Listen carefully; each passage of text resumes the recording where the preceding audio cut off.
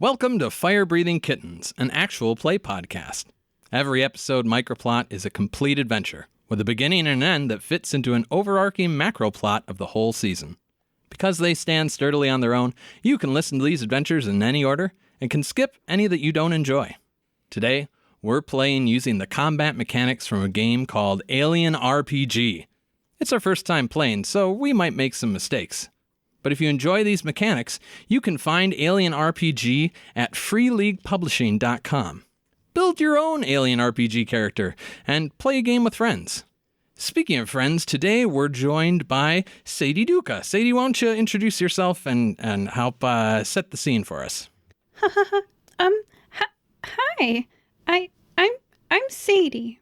A fantastic job, Sadie. You did excellent. And the two voices are coming out of the same mouth, which is an elf with silver hair and ears as wide and flat as the horizon.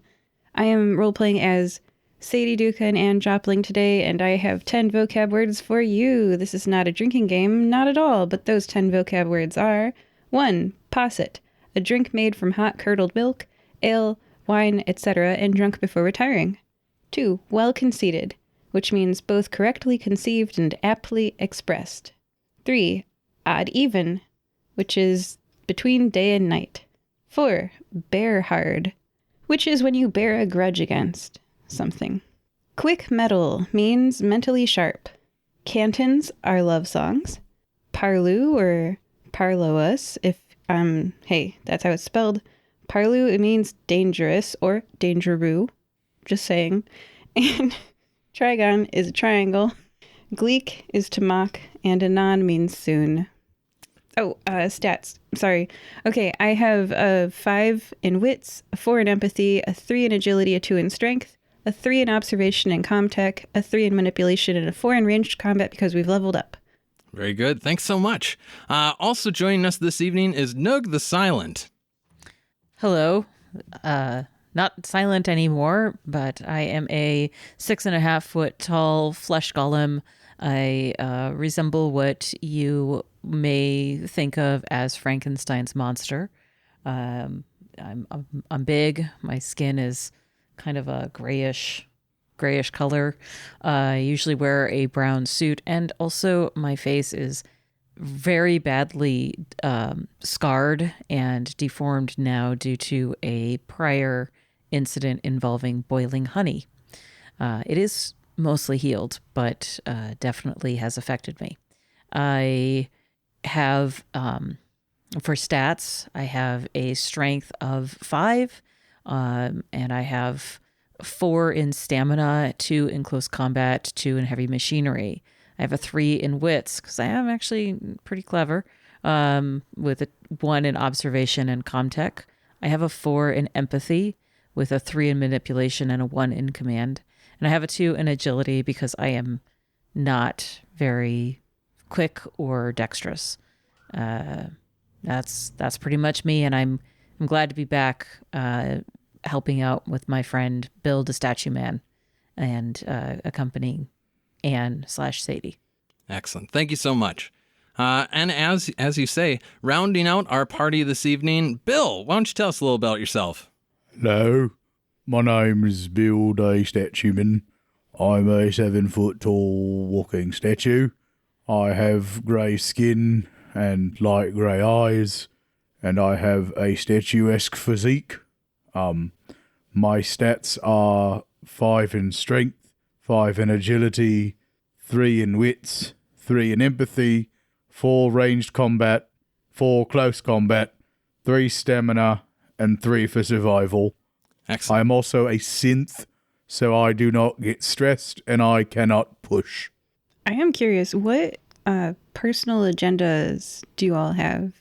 I mean, Bill's always trying to be a hero. Oh no, it's like a thing on your character sheet in the top left. Yes, to be a hero, even if that isn't in Hardingwood. Oh, legit. Personal freedom and expression are essential to life. Also legit. Okay. All right. Never mind. What's yours? I took on this career of a company agent because I was like, sure, Sadie's a stockholder. Why wouldn't she have stock in the wonderful investment of Hardingwood? Someone's making a buck here. And so one of the personal agendas was like, the company is holding back information from you, what and why. And I was like, well, as a stock investor and board member of Hardingwood, Sadie's body has access to Hardingwood's secrets, but Anne wouldn't know them, right? So anyway, yeah. So I'm a company agent. What are you guys? I am a colonial marine. Yeah, you are. I'm also in synthetic, but I'm a roughneck. Yeah. There's no bard for alien. I was disappointed, so I went with my backup, which is laborer. Yeah. And for listeners at home, as mentioned, this is going to be a standalone episode, but you may have already caught, or if you've been listening along, you may already know that this trio had recent events in Hardingwood, and we're kind of going to pick up on the heels of that. So if you want to hear more backstory that you haven't yet checked out, take a look at episode 293. Pause us. We'll be here when you come back. Listen to episode 293, Fight of the Bumblebee, and then come rejoin us. But otherwise, here we go. And actually, as we're getting going, I'm going to invite Bill, if you want to share as much as you're interested, the little artifact that you got, this is an opportunity to do so.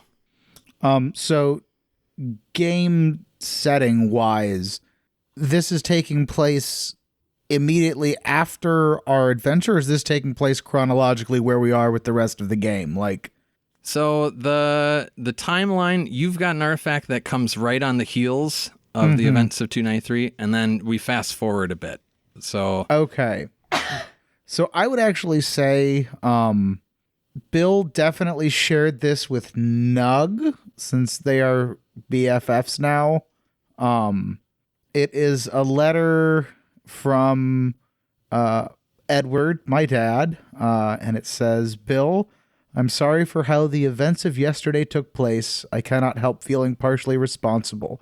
There are things that I have not been forthcoming about which would have aided you and your friends. Information about my family's working relationship with the Keepers Guild. Information about why it is important to me that you leave Hardingwood in order to learn what it means to be a hero.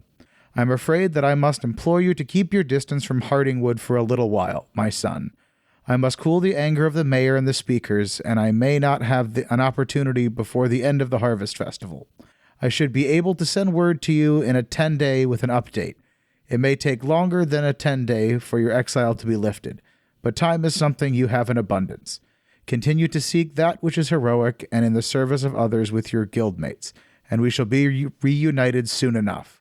When you return, I will do my best to answer any questions you have. Your loving father, Edward. it's been longer than a 10-day, longer perhaps than a month, even yet longer than that, since the events of the Harvest Festival. But as you all know, life as a fire-breathing kitten is a busy one of travel and adventure.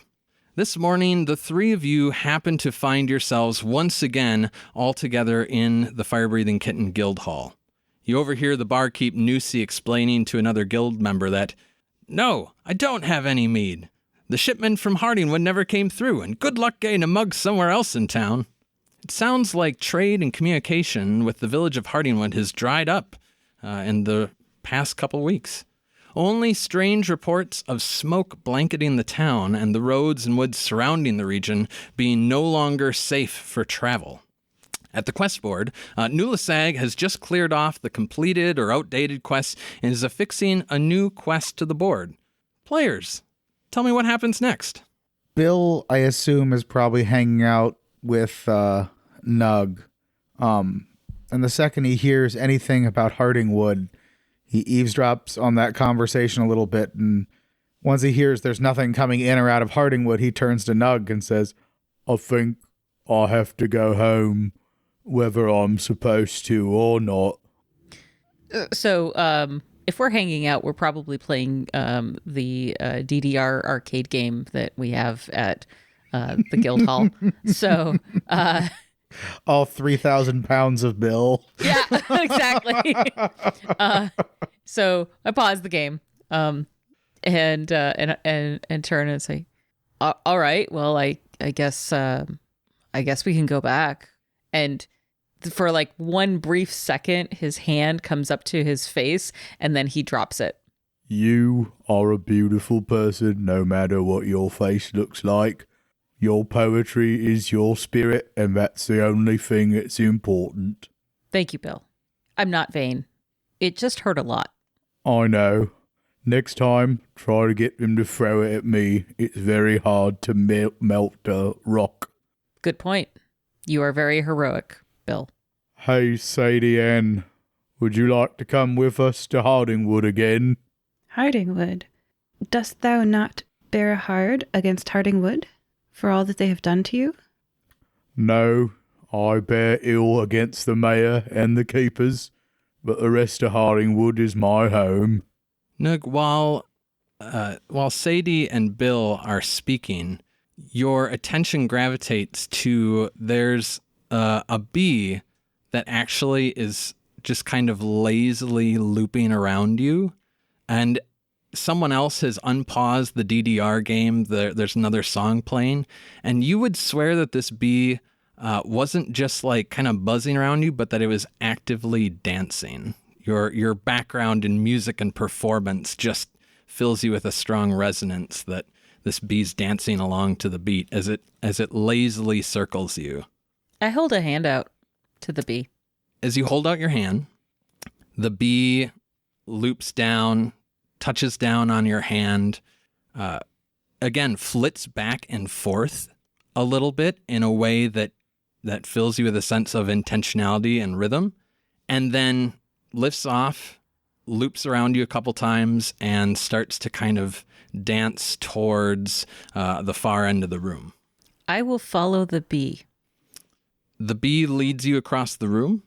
Over in the corner is seated a figure all in white with a high cowl that's kind of obscuring their features. But as you get closer, they seem to notice your approach, turn in their seat, and you recognize the visage of one MX Helfer. The bee goes and alights on the table in front of Helfer. Remind for the audience who that is, because I'm sure I totally know. Oh, yeah. I would love to bring the audience back in. So in previous events in New Nicomoy, Nugh and Bill were instrumental in returning a case to MX Helfer of some significance. A case which you actually also notice seems to rest beside where MX Helfer is seated. They have that case next to them. On the table in front of them, a drink sits untouched. So I'm just going to cross my arms and say, so what brings you here? You are Nugh, yes? Yes, we've met before. Yeah, it has been some time, though perhaps not as long as you realize. I had opportunity to observe you and your friends the evening of the Harvest Festival. And? Little side note, you notice that the bee lands on Helfer's hand and crawls up the inside of their sleeve. Helfer pays no mind. Helfer says to you, I would like to hire you and your friends. I would like to seek your assistance to remedy the ills that have befallen Hardingwood. Mix Helfer, if I recall correctly, you never do anything without having something in it for you. So, and I hate to be this kind of suspicious person, what's in it for you? I have loyalties to the community of Hardingwood, to the Keepers Guild, and there is ill that has befallen them that I think the goodness of you, the desire to serve others of Bill, and though I do not know much of your third friend that I saw that evening, I cannot help but think that she may be more tied up in this than I would like to imagine. Are you still working for your previous employer? They were working for me. They helped to make sure that case ended back up in my hands. And she lifts the case back up and just sets it on the table as a reminder. This is the case that the last time that you saw it, it caught your eyes with the emanations of strong, significant magics just kind of emanating in an aura around it. Okay. All right. I'll be right back. I go over to Bill and Sadie. We bring back up where Bill and Sadie were chatting about their trip to Hardingwood, possibly. Good tidings. Anne, Bill, do you remember Mix Helfler? I think so. I think we stole a case for him, and I think I jumped on a car, if I remember right. Yeah. Yeah. They want to hire us, and they claim it's to help Hardingwood. But given how much was suspicious last time we dealt with them, I can't help but be a little suspicious this time. Well, regardless of suspicion, I feel like I have to go back to Hardingwood. And if Okay. he has something that might help us, maybe we should take it. Okay, but let's keep both eyes open. As you're chatting about this party, Nugh wanders over. He says, "Oh, hey! We've got a new quest up on the quest board from the Bank of Guaso if y'all are looking for something to do." Does it happen to involve going to Hardingwood? Why, Bill the Statueman, how could you possibly have known that? Bill leans down next to him and taps his head. He goes, I know a lot of things. People think I'm a bit of a blockhead, but I know a lot of things. That's Bill's attempt to be mysterious. Nugh is so intrigued that he pauses, waiting for more that seems to never be coming. And he says, "Well, it's over on the quest board if you want to do it. All right, y'all have a good day."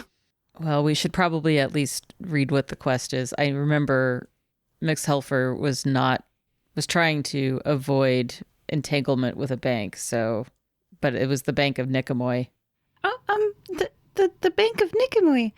I have a lot of money invested there. It's a branch of the Bank of Guaso. Nicomoy is the city, and Guaso is the country.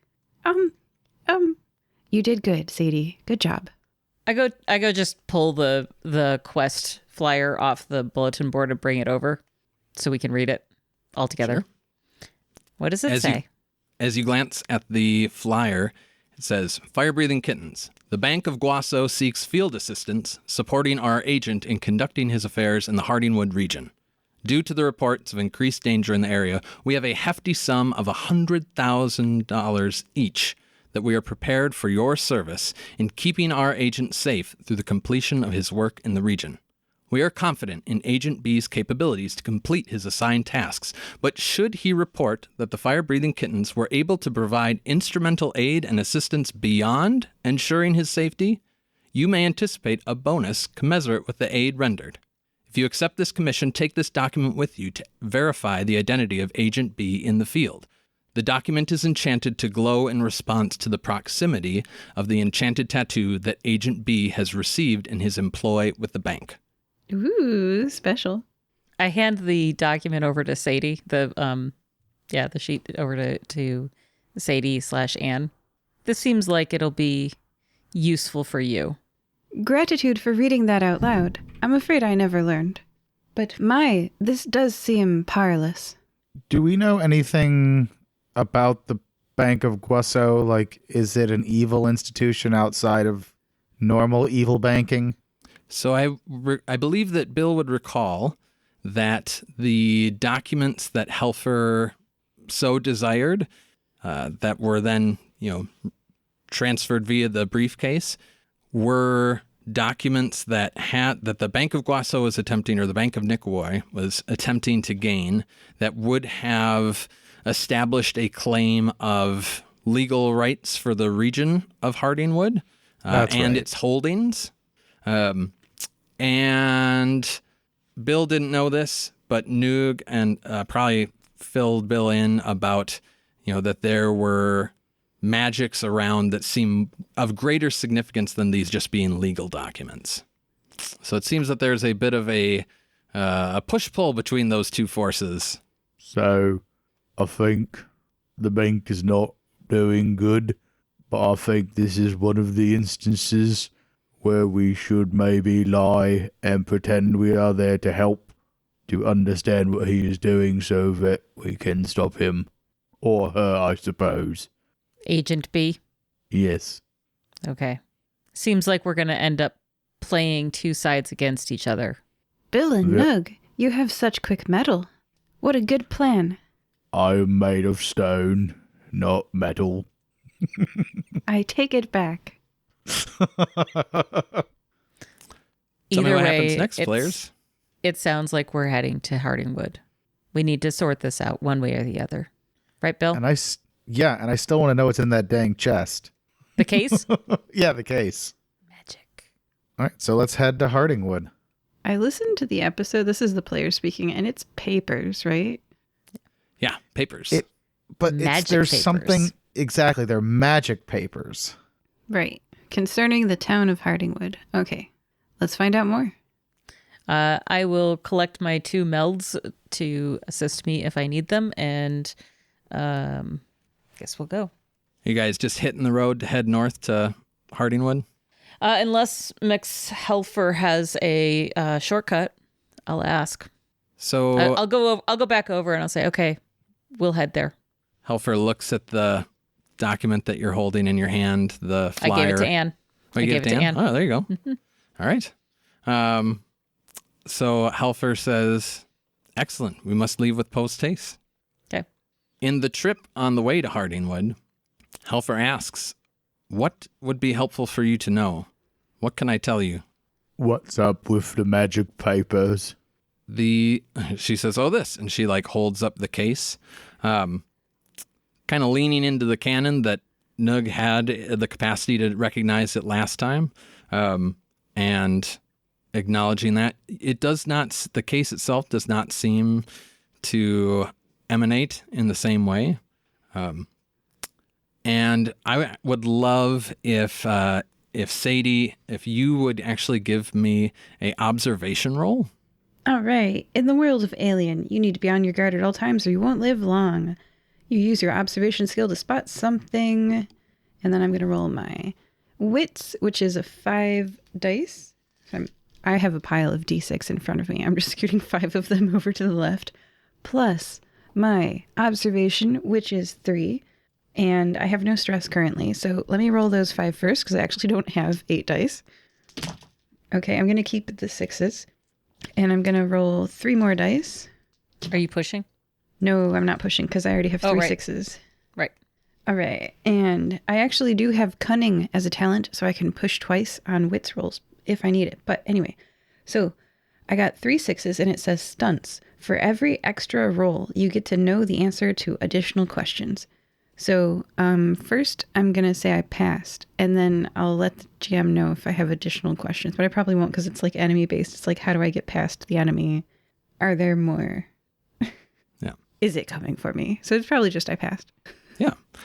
You glean, not only is the case itself not emanating the magic, but you do pick up a very strong magical signature under the shirt of Mixhelfer, particularly strong resonance to you. There is, in the same way in which you do your summoning through plucking creatures between dimensions, the dimensional energies that are rolling off of whatever artifact Mixhelfer is wearing, you can't help but notice as you get into close proximity.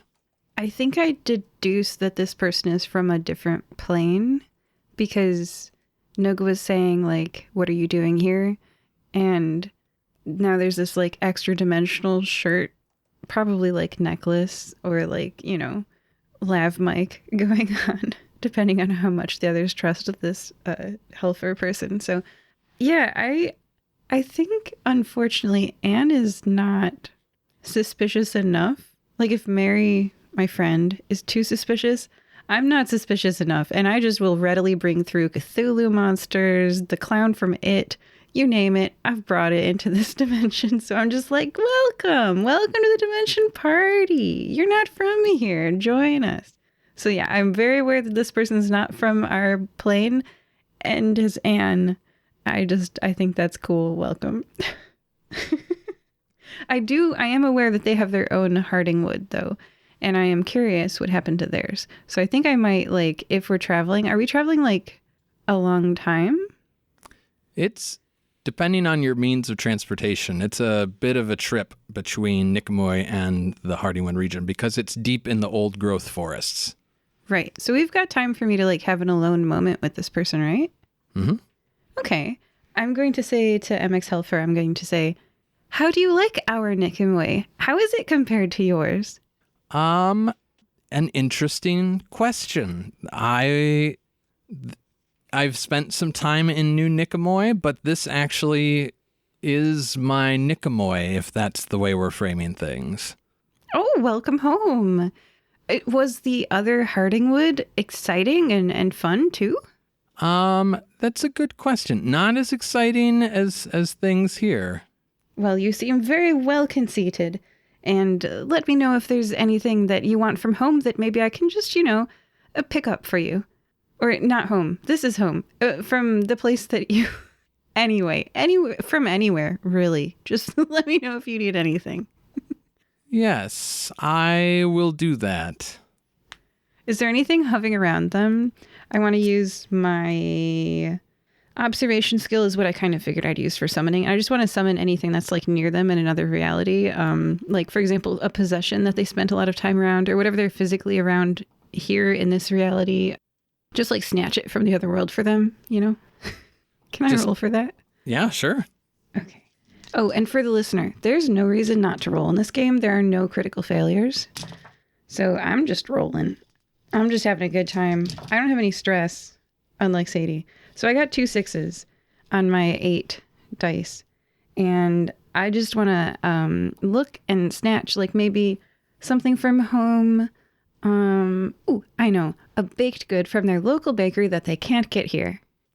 So you pluck this baked good across the dimensional rifts and... Which is stealing, isn't it? Wow, Anne is a bad person. Mix Helfer startles and says, "What are you doing?" Yoink. It's just in my head, somebody set down a treat and turned to take a sip of their coffee, then reached back for it and it was gone. Yeah. That's totally what I did. Yeah, before they got their first bite. Oh, I'm such a jerk. Anyway, so I hand them like, what is a futuristic? A Galax, right? Which is a gâteau. Basically like a maraschino cherry topped cake. Helfer swats it out of your hand and says, What are you doing? And Bill and Nugh, even if you weren't in the scene, like Helfer is being agitated and animated. You definitely hear them getting riled up. And as they continue in on and say, you can't just pull between dimensional planes. What do you not understand the damage you're causing? On the contrary, she quite can. She's very adept at it. But I can. Would you like a posset? It's wonderful at night. Mix Helfer just hangs their head in their hands and just rubs that spot on the forehead. Let me tell you a story, as it was told for me.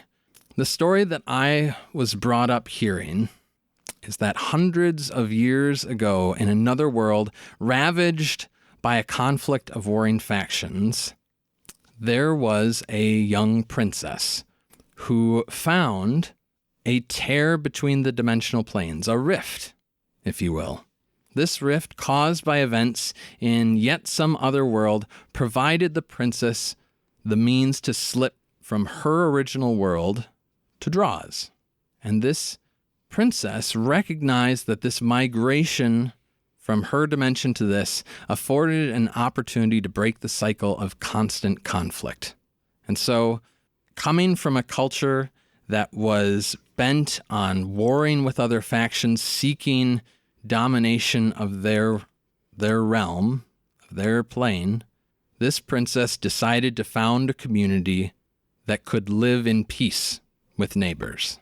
And that princess is the head of the beekeepers, the queen bee of Hardingwood.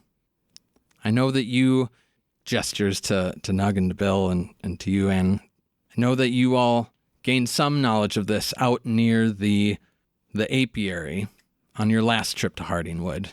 But this ruler came and built a new colony that could coexist and thrive with restraint here in this place.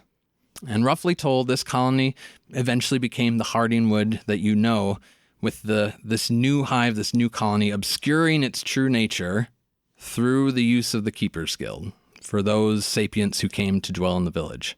But it wasn't long after Hardingwood's inception, after this new hive had begun and was established here, that the swarm, a faction of hornet-like entities, ancient enemies of that original hive, also managed to find the rift, to slip over into draws. In those early years of Hardingwood, there was fierce conflict to drive away these invaders. William Hardingwood, for whom the town bears its namesake, was instrumental in fighting off the swarm. But the princess, the queen mother of this new hive, knew that the rift between worlds posed an ongoing threat to the safety of her community, and so she delved into arcane secrets, searching for means to protect this new home. And eventually found the means to seal this rift, and that was what allowed Hardingwood and the new hive to grow in peace these last few hundred years. But, as you may have guessed, that has changed in recent months. The seal that has been holding the swarm's incursion at bay now only is partially effective. And I suspect, in fact, I have very strong reason to believe that the reports coming out of Hardingwood, the dangers in the woods, the recent closure of its gates, The murders are all related to the swarm once again passing into this realm. And she points again at Anne, like and the ghetto on the floor, and she's like, this cannot be helping. Anne is like, hey, like internally, the first murder happened before I went to Hardingwood, just saying, not my fault. But like, she has a desperate need to not be responsible for other people's problems. But she says, I shall not gleek your problems, but instead offer my assistance if there's anything that I can do. Perhaps I am uniquely qualified to close and seal this, perhaps, geographical region. Whatever aid you can give will be appreciated. Anne, before we arrive at Hardingwood, which, as I recall from last time, does have a mystical extra-dimensional barrier around it, perhaps you can summon whatever you might need to summon, because as I recall last time, it was traumatic to those being summoned. Oh, yes. Inside that region, it was not pleasant for things to be summoned. But unfortunately, if I summon them now, we'd have to make friends with them. Will you two help me with my ability to charisma them? Because I usually rely upon the frenzy of the battle to determine the villainous target for the often incredibly destructive thing that I pull through into this reality. I think it would be advantageous to try to make those kinds of friends and have them be consenting accomplices and helpers, don't you? Now, is it that they got pulled in the circle, or is it that they entered the circle that caused them pain? I don't know. Let's find out. I'm gonna try to summon a giant octopus. It's purple. We're not near water. No, we're not. Octopi don't really need water to live, really. For more than half an hour they do. Well, I've got some water anyway, so I've never really stopped to question. I'm picturing giant kraken. What are we traveling in? At this point, I need to know. Yeah. How does Bill's bulk get transported most consistently? Do you walk everywhere? Do you have magical conveyance? I figured Bill just walks. I mean, unless there's some sort, it's never come up, and Bill doesn't really spend money on himself, so I can't imagine he would pay money for a magical conveyance when his feet work just fine. All right, we're walking. I am going to change it to a blue ringed octopus. Just to be clear, Hardingwood is on an island anyway. We will eventually have to be on a boat. Is it on an island? Is it? No, it's not. Isn't it? No. No. I think it is. No, it's just north. Okay. For some reason, I thought it was on an island. How weird. Okay. Anyway, so blue ringed octopus summoning time. All right, I'm going to make my agility ranged combat roll, and if I pass, GM, does this have the stats of an M4A3 service pistol? That sounds great. All right. Well, that's 2 more dice. Let's see. 2 6s on 3 plus 4. Yeah. No, 1 6. 1 6. Well, here where you have no difficulty with summoning, 1 6 is a success. So you bring through a blue-ringed octopus. Excellent. I want it to be in a little jar, like in Zelda Ocarina of Time. There's like little jars, and you can definitely like, hold them. They're like hand-sized, you know, and because it needs to be ranged. So I'm going to throw a blue-ringed octopus at someone in the future. There you go. Perfect. And it'll be agitated enough to bite by that. If we want to canonically explain why we have our super advanced technology, I'm going to say Bill just went to Ignatius Cogbright's company and was like, hey, give me your biggest guns. And Ignatius was more than thrilled to give them weapons that will cause destruction. You can test these prototypes. That's where I got my cutting torch. You can flavor it however you want. Like, I technically have an M4A3 service pistol, but it's a blue-ringed octopus for me. So flavor however you want. It has the stats of the thing. So I have a +2 dice, 1 damage, medium range, blue-ringed octopus. I actually really like the idea of, like, magical artificer weapons firing, like, rays of concentrated magic instead of plasma. That makes me happy.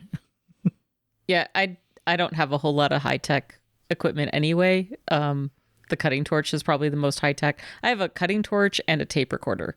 So, which the tape recorder plays music, hence why I brought my melds with me in their little toy musician bodies.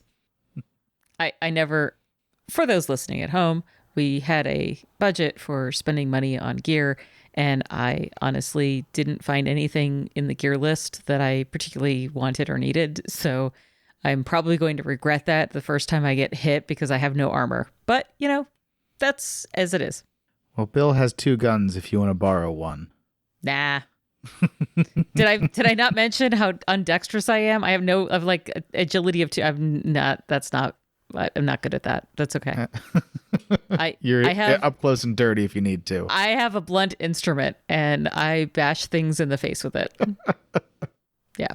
If I have to. If I really have to, that's what I do. Very good. Players, as you get to what you might perhaps consider the outskirts of Hardingwood, you know, Bill can tell you especially that you're approaching the village, but it's still not in sight. I can especially tell you we are approaching the village, but it is not in sight. The forests are parlous around here, are they not? They didn't used to be. They're less dangerous than staying on this path where one is open and exposed. Should we walk amongst the bowers? And Mix Helfer will actually seek to guide your group off the beaten path into the woods. That is exactly what I proposed. Is there any, like, would it be observation to kind of get an insight? Because I still don't 100% trust Mix Helper. Serious. I want to know what if staying on the path is dangerous. It's because there are things in the woods that will ambush us. So why is going into the woods any safer than staying on the path? Good point. Because in the woods we're going to make noise. On the path we can at least listen for noise on the side and go with our eyes open. You know what I mean? Are you presenting that argument to your party and to Helfer? Yes, and would it be an empathy roll, I guess, to see if I can glean anything from that? Yeah, I think that or manipulation. I think that manipulation might kind of cut both ways. Okay, well, I have 0 in manipulation, so it's just my straight empathy roll, which I got 1, 4, 6. So 1 success. Yeah, 6 is a success. Pretty sure that if Helfer is attempting to hide something from you in the system, this is going to be an opposed roll against their ability to manipulate you back. But in this case, what I'm going to tell you is that Mix Helfer responds to your question and says, Swarm? Flying enemies? Perhaps good to stay undercover and have means to duck and weave? Just kind of says it as though it's kind of the obvious reason. All right, that's fair. And so if the party follows Helfer, they lead you off the beaten path into the woods. Who happens to be, is Am holding the contract that you picked up off the quest board? Yep. I think worthy to kind of just throw it into the water to say that as you were hitting the outskirts, you might have noticed a faint glow start to emanate from the document. As you're turning off into the woods, that faint glow that you just noticed goes away. Helfer leads you through the woods and takes a path and pattern that allows you all as a group to take advantage of their familiarity with this region. As you're moving through the woods, those of you who are Bill, for your familiarity with your home, Nugh, Annie, Sadie, if you have some familiarity with traversing woodland regions, you would notice that the typical background sounds of the woods, not really there. Things are too quiet, as they say. Yeah, I'm a city golem. Oh, there you go. Nugg's just tromping along.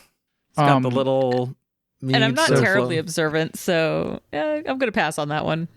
Nugh, the cantons of the aviary are absent in these bowers. Well, what time of day is it? Odd even. Yeah, precisely odd even. Twilight. That's Twilight? Well, say, Anne, maybe they've just gone to bed. I understand that's something that living things do. They sleep. But the odd even is when the aviary are at their most raucous. So Bill, from being around here and having some training in survival, I assume it is very weird that we don't hear, like, that it's deathly quiet, right? It feels strange. Nugh, this time of day is normally very lively. The only time the forest goes quiet like this is when there's a predator nearby. Alien versus Predator. And then Bill pulls out his shotgun and cocks it and goes, "And I'm the predator." Shall we get in formation? Form a trigon. Backs to one another. I get out my... Oh, I mean, it's basically a baseball bat. A stickball bat. I'm holding an octopus. I'm getting the strangest Charlie's Angels silhouette image from that right now, I gotta say. Helfer turns to you and says, "It's good to be quiet and attentive. Approaching here in the twilight as we are, most of the swarm will be resting, but these are not hornets as you may know them or be familiar with them. They will still have patrolling guards, and so caution is well warranted." Are they like openly besieging Hardingwood at this point? That's my understanding. Okay. I don't know the extent to which, but the smoke wall that I've heard the reports of, it's in keeping with what I know some of the town's safeguarded defenses are. Okay. All right. Well, I think we should move with caution. It would be in character that once Bill understands that his town is under siege, he's going to start beelining it to the village, caution be damned. Oh. My trigon is approaching isosceles. Right triangle formation.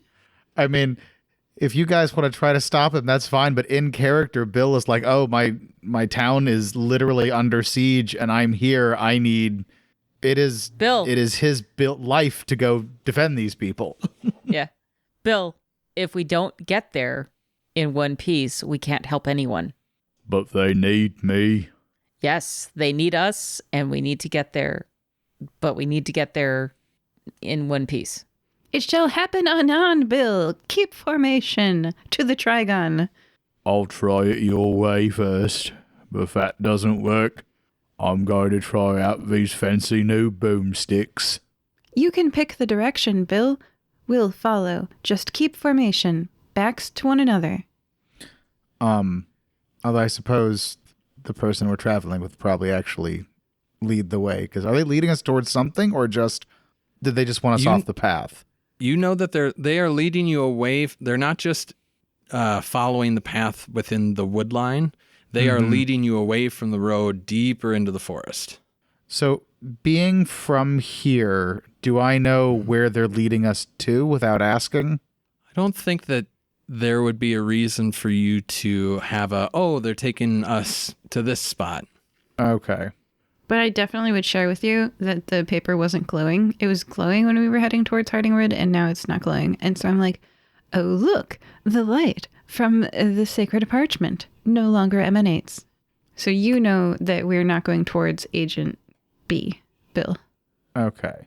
Where are you taking us?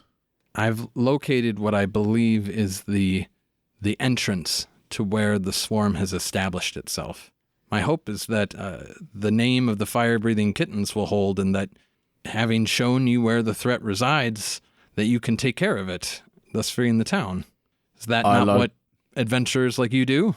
I like this idea. Let's go do it. Bill, I have a small question for you. Yes? What is Agent B's goal, do you think? I don't know. They are in the town, it appears, based upon the illumination of the sacred parchment. I mean, I assume they're probably one of the wasps or hornets or whatever, but I don't really know. All right.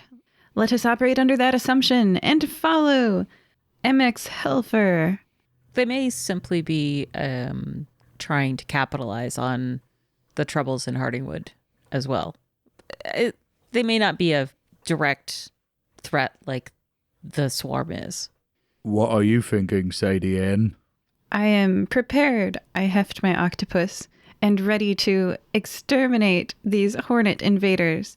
People who, or beings who treat the extra-dimensional rifts as opportunities to eviscerate and conquer are surely not my friends.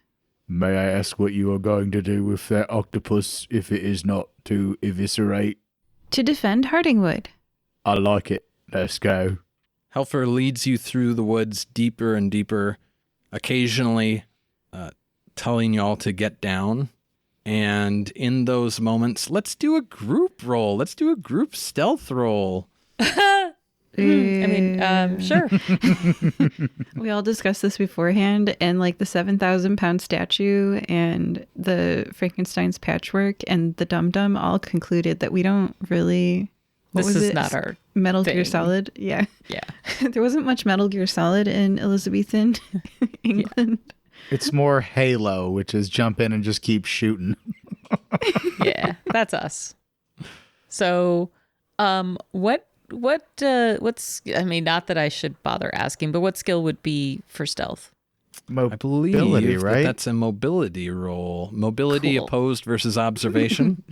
Awesome. 2 dice in this, right? I've got 2 dice in agility and nothing in mobility, so that's awesome. I've got 5 Yeah. in agility because I'm really good at shooting, but no successes here. I got a 3 and a 5. That's a fail. So I love the excitement of the players jumping right out the gate, but I also love to show off the mechanics of the system. So in the Alien RPG, when you face a challenge together with other PCs, don't roll dice separately. Instead, you're going to choose who among you is best suited to take on this challenge. The others may help them using the help function if it's relevant to the situation. If the roll fails, it counts as a failure for all of you. You're not allowed to each have your own try. In terms of helping others, people can help you. You have to declare it right away before you make the roll, and it must make sense within the story. So you have to say, "Oh, I'm going to use this ability to help in this way." Nugh has 2 dice. Bill has how many? 5 in agility. All right. Sounds good. I think Bill's going to take lead on this. Bill's really good at like standing still for long periods of time. Yeah. It's Yeah, true. he blends in. And Bill, you can actually get a +2 to your dice pool because Mix Helfer is helping you as well, and so that's bringing a bonus there. Okay. So I get my 5 plus those 2. Should I keep my original 5 dice I rolled, or can I re-roll it since now we're doing it the right way? I wasn't listening closely enough, so I'm just going to say you can re-roll now that we've got the rules all clear for everyone. GM's a pushover. Yeah. Do Nugh and Anne also help at all, or should we just keep our mouths shut? And do you have a way that you would particularly help? So Mix Helper was kind of both leading and keeping an eye out for threats that they're familiar with, and so that's the bonus they're bringing. I mean, the best I can do is a pep talk here. I mean, bardic pep talks are a thing of great renown. And They Sadie really can are, go- but if you're trying to be quiet, not so much. And Sadie can go shh really loud to make us all be quiet. You know me well. I'm just trying to get she's- more dice.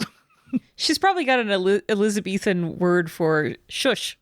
I would smear cow poop and mud on you and be like, camouflaged. This is Alien versus Predator callback. So I get do they add bonuses to it, or is that it? Do I get my 5, 6, 7? Let's call it 7, and you're doing this reroll, and that feels pretty good. I think Yep. so. Good. GM also has backbone. Thank God I had 7 dice because it's only 1 success. I know I got that a feeling. bunch of 1s. Well, thankfully, no stress dice just yet. Doesn't matter. Nope, I don't get stressed. That's right. We're synths. That's right. Cool is a synthetic cucumber. Sadie feels all the stress for the whole party. So yes, let's roll quick for the observation of these, because this is an opposed roll. Let's hope they don't get more than 1 success then, guys. Yeah. Yep. All right. So Mixed Helfer gives the heads up, says, "Get down." And Bill positions people as statuely as he can. This is the way to hide. And y'all see approaching that the size of like wolfhounds, a pair of hornets buzzing through the tree line, and they're skimming past and stop and orient towards your position and start to charge for you. They noticed you in the woods. Let's get the initiative mechanic out. I have this deck of cards. I'm going to draw now. Name a person, I'll draw a card. Nugh, Nugh, 3. Bill, Bill, 9. Sorry, Bill. the Hornets, The Hornets, 4. and Sadie. Heyo, 6. So and the order... Let's throw a Mixed Helfer in there too. Mix Helfer, 2. The order is Mix Helfer, Nugh, whatever 4 was, whatever 6 was, and then Bill. I like going at the end. It gives me a chance to really figure out what's going on and react. All right. I forget which was 4 and which was 6. Do you guys remember? I believe the Hornets were 4 and that All right. Sadie was 6, if I remember correctly. Mix, Nugh, Hornets, Sadie, Bill. All right. Helfer uses their actions to move, so that way the fire-breathing kittens are between them and the Hornets. And Wow. that's what they're doing. And then it's going to be Wow. Nugh's turn. Nugh is going to increase that distance by I don't know if I can do this. Can I basically prepare for one of the Hornets to close to be engaged with me? I want to hit it like a baseball. You can trade your initiative spot for someone in the party's initiative spot if both people are willing to do it. Heyo. Oh, that actually is a great reminder. Even though Bill ended up at the top of the list, at the start of each round of combat and at the start of combat itself, players have an opportunity to swap out their initiative cards with one another. They just can't swap them mid-round. Oh, so that's right. Mix Helper went first. Okay. How far away are the Hornets? They are within the reference system that the Alien RPG uses. We're going to call them They're in motion, already moving towards you, but in the time freeziness of initiative, we're gonna say they're long, but they're closing quickly to medium. They're basically kind of medium range away. Okay. I know it is the middle of the round, but we didn't really get a chance to do that. Yeah. Can I swap with somebody who's right after the hornets? I am. Anne, would you like to swap initiative with me? Absolutely. Look at that card swap. Whoop. Hey-o. 3, 6. Bam. Done. Okay. Then it's Anne's turn. I would like to make a ranged attack. I roll my agility number of dice, 3, and my ranged combat number of dice, 4, and my octopus/M4A3 service pistol number of dice, 2, for a total of 9 dice. All right, I'm going to roll. I don't have 9 dice. I'm going to roll the first ones here, which is 6. Okay, and then I'm going to keep the 6s, and I'm going to roll the remainder again. And I'm going to roll those again, and I get 3 more. Okay. I currently have 2 6s, and I am going to choose to push, which means that I'm going to roll all of the ones that were not successes, which is of 9, 7. So I'm going to roll 7 dice again, which is these 4. Give me a sec. Okay, I rolled those 4, and now I'm going to roll 3 more.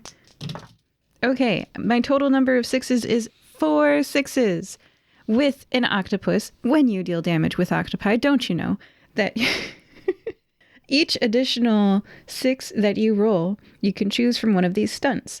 1, you inflict 1 more point of damage. You can choose the stunt multiple times if you roll several. So I can do a total of 4 damage if I would like. Or I can pin down my enemy. I can position myself. They can drop a weapon. They can fall to the ground, blah, blah, blah. I'm just going to do the 4 damage. So I throw this octopus. The jar shatters. The octopus reaches out its tentacles. It wraps itself around the eyeball of the giant hornet, and it starts biting with its poisonous bite because it's really stressed out. And you shouldn't stress out blue striped octopus or whatever. Blue ringed? No. They need to be calm. 4 damage, GM. Great ranged octopus to great effect. This hornet really, it swerves erratically as this thing is on its face. And you can tell that this has done some significant damage to it, but it is still bearing down. And we're going to move to those hornets' turn. We're going to say this one that you. I have 2 hit points, so the fact that I dealt 4, I felt really good about that. But now I'm worried. On their turn, the hornets are going to rush in. The one that you threw that octopus is going to gravitate towards you. And then we're going to say that the other one goes towards Nugh. All right. So I'm going to make a roll. It occurs to me I have no idea how many hit points I have. Your number of health is your number of strength. Oh, okay. Great. Which is? 5. Excellent. I have 2. Well, you're squishy. Like an octopus. Oh. All right. So we have the one that runs up on you. And what's that roll? So the first one that's on Sadie rushes up, gets right in her grill, and does this terrifying screech and rapid, darting in and out with the wings. I need you to make an immediate panic roll, Sadie. I will roll a d6 and add my stress level, which is 0 to it, and then consult the table on page, I think, 103, but I haven't memorized it. I believe stress 1, because you pushed on the attack that you just did. Is that correct? Oh, did I push? It makes sense that I would push. Yeah, I should have pushed if I didn't. Okay, let me keep track of my stress. Stress 1. The big old tally mark. All right. Okay, well, you go to page 103, because that's what I remember. Bam! That's the stress page. Okay, scroll down 1 for the... So I rolled let me roll this dice here. I rolled a 3. Plus 1 is a 1 to 6. Keeping it together. I managed to keep my nerves in check, barely. So what happens is Sadie is like, Anne, this is scary. And Anne is like, yes. Nice. And then the one that rushes up on Nugh goes. All right, so this one just comes barreling in and charges down Nugh. As it closes the distance, you see that its mandibles are like little daggers that are gnashing as they reach out for you, and it just barrels at you. Make an attack roll for this guy. Not one of those are sixes. And so because of that, doesn't get nothing on no sixes. So just jumps right all up in your business. You can tell that it's trying to bear you to the ground or knock you to the ground, but your stalwart strength keeps you grounded, Nugh. And I believe it's now your initiative. Yeah. So in the magic of initiative, I want this to have happened as it was flying up towards me. But there's a little hand wavy. Like I said, I want to hit it like a baseball. Sure, it failed on its attack. This can totally fly in the narrative. Yeah. So I have 5 dice for my strength, 2 dice for my close combat skill, and 1 dice for my blunt instrument, for a total of 8 dice. I got 2 6s. So it definitely hits, and then you've got that 1 extra success that you can determine how you want to, what stunt you want to spend that on. If you just want to up it to 2 damage, or if you want to use it for one of those other effects. I think can I like hit it like away like a baseball? Let's see. Are you using ranged combat? No. What are you using? I'm using a blunt instrument. I'm using a baseball bat. Skill. What skill are you using? Oh, close combat. Close combat lists the things that you can do with your stunts. For me, That's it says with probably ranged not what combat, I it says my opponent can be pushed down or back. My stunts are I can outmaneuver and trade initiative scores with them, which that's cool. I can knock a weapon or object from them. I can knock them to the ground, or I can hold them in a grapple. I guess the equivalent would be I knock them to the ground, which is, useful against a flying creature. There you go. Yeah, try rushing us from the ground. Yeah. On your little insect spike-tipped claws. Which brings us to Bill. Bill, there's one wolf-sized hornet that's on the ground in front of Nugh, and there's another one with an octopus attached to its eye that's all up in Sadie's grill trying to freak her out. I'm going to try to help Sadie. Would I be able to get close enough to use my shotgun without risking Sadie? Betray. Let's see what the system says. In real life, I'm very curious about how that might go down. I mean, I would put my back to her and point the gun where even if it goes through, it's not going to hit her. Yeah, kind of shoulder up alongside her. Yeah. The Trigon. The Trigon. It works for a reason. If there's nothing in the stats for a shotgun that says that such a thing is not permissible, then let's do it. Cool. So I get 5 for my agility, 4 for ranged combat, and 2 for it being a shotgun for a total of 11 dice. And I get 1, 2, 3, 4, 5 successes. Listeners at home, if you love rolling dice during an RPG, play Alien RPG. So it's what do you want to do with all them 6s? Well, it's a 3 damage. Does that kill it? So it's 3 damage for hitting successfully, and then you can spend those extra ones for additional stunts. Well, I'll tell you, you don't have to think about it, because 3 damage, you catch that thing with your shotgun and just blow it to shreds. I would also then like to position myself so that I trade initiatives with my opponent. Oh, hold up. Let's actually, we haven't gone too far away. I'm going to invoke that I believe the shotgun, one of its effects is that the armor of the creature is doubled. And so I'm going to let them get an additional armor roll that represents, I believe, the spread of the weapon.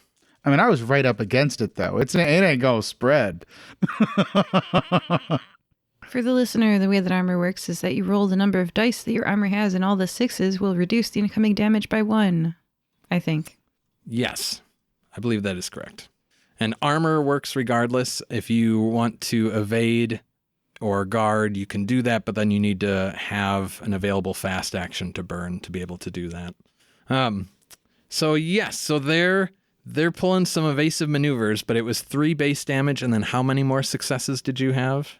4 in addition to that, and I'm going to use 3 of them to add damage to it, so it's a total of 6 damage, and I'm going to use 1 to trade initiative cards with it. So now there you go. the other wasp goes at the end of the turn. Nice. Noted. Yes. Those are great things to have done. You once again, you blow it out of the sky, and with that additional stunt, you're going to manage to allow the rest of the crew to be able to get an opportunity to act before that other hornet does. Now, because that's everyone in this round, and so that brings us back to the top of the round. will Mick's helper trade places with me so I can just shoot this other one? Yeah. Let me see if I can get both of them. You were before. I have both hornets on the same initiative. So Right, but officially, now you were last. So now the hornets are Yes. last. But now I'm switching with Mick so I can go before everybody and try to shoot these things again. And I say try because I did not get a 6 in any of those 11s. I apparently used up my good rolls. Bill got real excited and shot the other shot into the air. Hooey! Let me read off those initiatives now. It's Bill, then me, then MX Helfer, then Nugh, then the hornets if they're still there. Wait, I thought Bill was after me and just Bill switched traded with his- Nick's helper. Which meant I go Oh, first now. got it. So I went at the end and then jumped Got to the beginning of the order again. You jumped to the in- middle and then you jumped to the Yes. to the beginning. Got it. I jumped all over. Which brings us to, I believe, Sadie. I peel the octopus off of the head, which is separated from the rest of the hornet thanks to Bill's shotgun. It dropped right at my feet, and I throw it, it's very angry, at the other hornet. Get him, Blue! That's a ranged combat attack from me. I am going to roll 3 for my agility, 4 for my ranged combat, and 2 for my M4A3 service pistol / blue ringed octopus.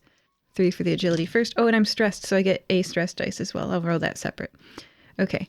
And 4 for my ranged combat. I don't have enough dice to roll it all at once. Okay. And then my octopus. Noted. And then this is my stress dice, which is 1. Ooh, it was a 6 on the stress dice. I'm glad that wasn't a 1. All right. So without pushing, that's 3 6s. And based upon how everyone's going to go before this hornet, I'm not going to push this time. So therefore, with 3 6s, that octopus flies through the air, its little tentacles going wiggle, wiggle, wiggle, wiggle, and lands like a suction cup sound right on that hornet pinchers. I'm going to go this time. And just curls its tentacles all around the pinchers and sinks its fangs in and goes through the exoskeleton of the hornet and poisons it with its blue-ringed octopus. Whatever that poison is. Is it a neurotoxin? Is it a blood coagulant? I feel like it's a neurotoxin. It's a neurotoxin. And that's what that hornet's getting right now for 3 damage, please, GM. There we go. And I've rolled the armor and subtracted 1 from that and have recorded the damage appropriately. Next up in the initiative, it's MX Helfer. Helfer keeps low. Just focuses on taking a total defense action, if you want to think about it that way. And so that's the end of their turn. It's a tetrodotoxin, if you want to be specific. I just looked it up. 1,000 times more potent than cyanide. Oh, I see. Nugh also looked it up. That doesn't sound fun, Hornet. Why did I pick that thing up? So bold. I believe that brings us to Nugh in the order. Okay, how is the hornet that I was fighting looking at this time? It looks pretty hurt on the ground. Yeah? Yeah. Well, it's going to be even more hurt. I'm going to bash it. And having realized that I should have a fast action and a slow action, I'm assuming the attack is the slow action. I'm saving my fast action for when it retaliates or this blue-ringed octopus decides that I'm more foe than friend. But yeah, I'm gonna smack it. Well, I got 1 6, so I think I may have hit it. So successfully hit the damage on that is just the one? Just one. Yeah, so you strike down at it, but it's a glancing blow that you can tell you didn't really get much purchase on it, which allows it to launch itself at you. I will block because I have just learned that there's blocking in this game. Yeah. So I roll for close combat. I don't think I get my weapon die with this, right? Or do I? So that's actually an interesting thing. So do you get the die though? Because you do have to typically have a weapon to block against something you can't like typically block unarmed. True. But you've got a weapon, so it's just a question of if you get the weapon die. Right. I feel like you should. Feels like you should. If you're using it as your defense, I feel like you should. We'll look it up in the break. That sounds good. Okay. So I have to declare before they roll, and I rolled 2 6s. So and for each 6 that I roll, I choose an effect: disarm, counterattack, or decrease damage. Am I supposed to do that? I don't have to declare before you roll, but do I have to roll before you roll? How's that work? What's the timing on this? What a great question. I don't know if I see an immediate mechanical impact one way or the other. I mean, I think in game it would be. It. Yeah, it's happening simultaneously in game, so I would assume you roll at the same time. Okay. Dice games, yo. Right? So on that 10d6 attack where it swung its stinger at your legs, it did not get a single 6 because that's how I roll dice. So awesome. That's a thing that happened. So your awesome. guard I blocked successfully. Your guard is super effective, Yeah. but it is back up off the ground, and with its companion downed, it's going to use its fast action. Can it use its fast action to do a bit of movement? I don't know, Yes. but since I got two 6s on that, can I use one of them for the counterattack? Oh, I can't spend extra to get extra damage. It will only be 1 damage. yeah, that sounds plausible.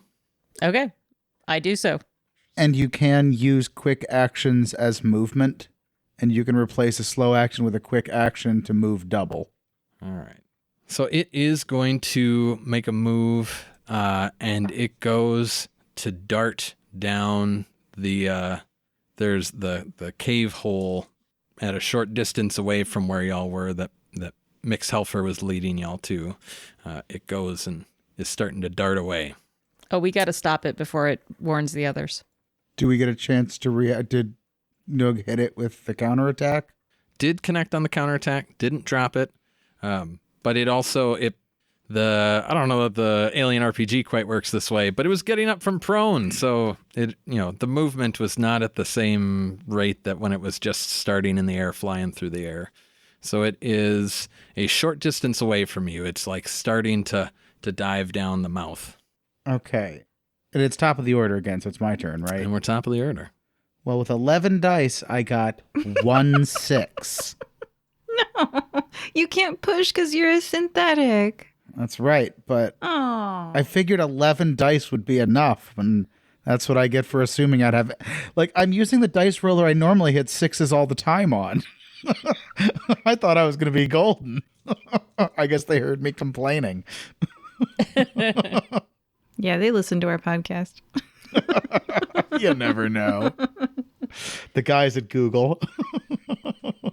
And this is with the shotgun? Yeah, this is with my shot. Well, is it short range or is it to medium now? It is a short distance away. So it's not It's not up in melee or engaged, I believe is the setting appropriate term. It moved from engaged out to a short distance away. Then I want to shoot it with my shotgun, yes. Yeah. And that has a base damage of 3. So with the glancing shot that you quickly tried to fire off, it managed to swerve and seems to avoid taking significant damage. And if there's no further from Bill, I believe that brings us to Sadie. Hello, I am ready to throw more octopi, or rather for the octopi that is already on it to bite down further, right? Really, that's what's happening. Yeah. Okay, 3 for agility. Ooh, okay. 4 for ranged combat. Okay. 2 for my M4A3 service pistol / octopus. And then lastly, 1 for my stress. Oh no, that was a 1. So it doesn't matter what else I rolled because that was a 1 on my stress dice. I'm now going to make a panic roll. It's in Alien, you can buy these like custom dice that have face huggers on one of the dice, and I basically rolled a face hugger just now and I'm the only non-synth playing, so I'm the only one that you'll get to see this mechanic for. But Yeah, I'm so grateful that you're demonstrating panic mechanics for us. You're welcome. As Sadie takes over Sadie takes over her own body, I should say. And I'm going to roll 1d6 and add my number of stress. And I think I add a stress, right? Because I panicked. Yes, I think that is right. All right, so I'm at 2 stress, and I got a 2 on the dice. So I do keep it together. I managed to keep my nerves in check barely, but I can't attack this round. As Sadie starts to hyperventilate, she curls into a ball, and the octopus, I guess, is intrigued and looks and doesn't bite. And what happens is that Anne is repeating words. So you see this like body like curling, and she's in the fetal position on her knees with her head tucked down to her knees with her arms over her head. She's tightened up into a little stressed ball, and Anne is going, "Parlous events are part of life. We can't avoid them, and we shouldn't. They're exciting, and we need to save this town. Sadie, I know you can do it. The town needs you." And Sadie's like, hyperventilate. That's why my attack doesn't happen. Also, in case you guys are interested, I just feel like I should say this. I was curious about tetrodotoxin because I was like, isn't that the one from pufferfish? And then I looked it up, and pufferfish and blue-ringed octopus probably get their poison by accumulating a bacteria that makes the poison. And so in environments that lack the bacteria, they actually lack the poison. So it's like, it's sort of like those Poison dart frogs that can't eat ants. In captivity, they're not poisonous. So yeah, blue-ringed octopus, this is a wild one, just to clarify. But a friendly wild one. No. Well, to you, friendly. No. No. I'm a summoner, but I'm like a legit one. Nugh, you have the opportunity here to catch it before it goes. Is Mick's helper not? Oh, technically MX goes after me, right? Surely they do something helpful. They start to edge away from the cave mouth. I guess helper's not a big helper. They're repositioning themselves so the fire-breathing kittens are continuing to be between them and the greatest source of danger. Coward. Okay. That's fine. They're a non-com. So I think I need to close with the hornet, right? In order to stop it from. Can I put myself basically? How big is the cave entrance or the whole entrance? It's pretty wide. Wider than me. Wider than you. Oh yeah. Wider than Bill. Wider than Bill. Bigger than a horse. Possibly bigger than a carriage. Bigger than a carriage. So probably bigger than Bill. Okay. He's a beefy boy, but he ain't that beefy. Okay. So I'm going to run up.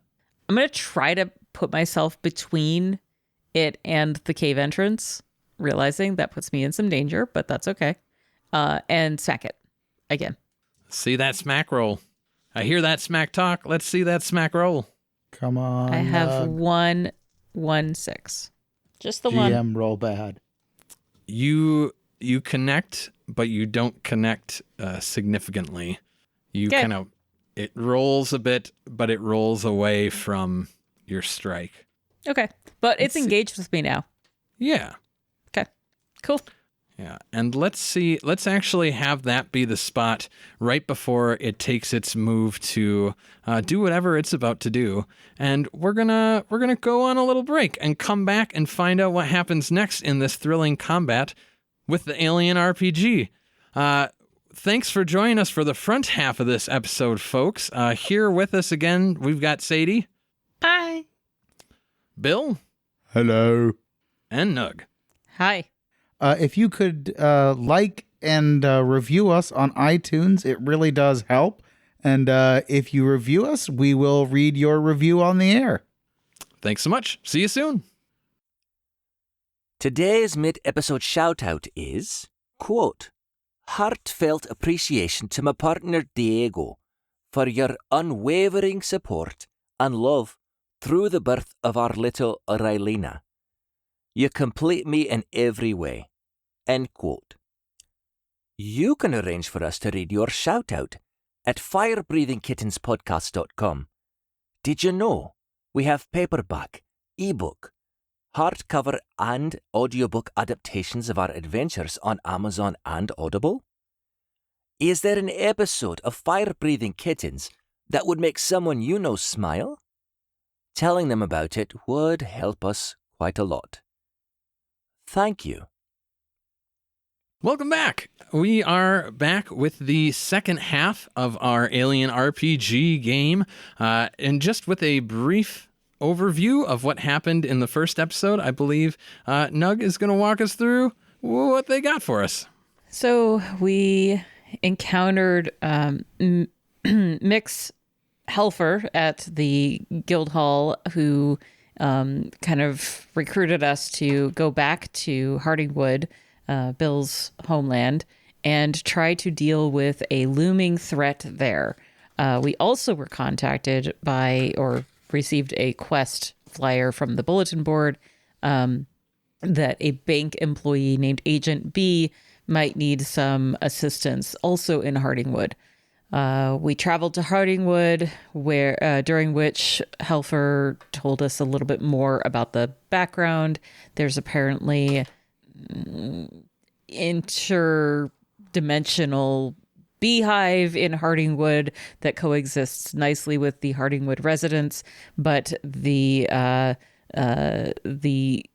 thinning barriers between the multiverses is causing threats to come through. In particular, a swarm, which is just called the Swarm, is threatening the peaceful-ish bees of Hardingwood. We arrived. Mix Helfer directed us to travel through the woods and away from Hardingwood itself. And then we were attacked by two very large hornet-type creatures, which are probably interdimensional hornets. And we are right in the middle of fighting them with some success. One of the hornets smashed to the ground. The other hornet swooping down into the cavernous mud cave that Mix Helfer had led y'all to. It buzzes angrily into the distance, and you lose sight and sound of it. Players, what do you want to do at this development? Mix Helfer turns to y'all and says, well, that went sideways faster than I expected. You were not particularly of assistance.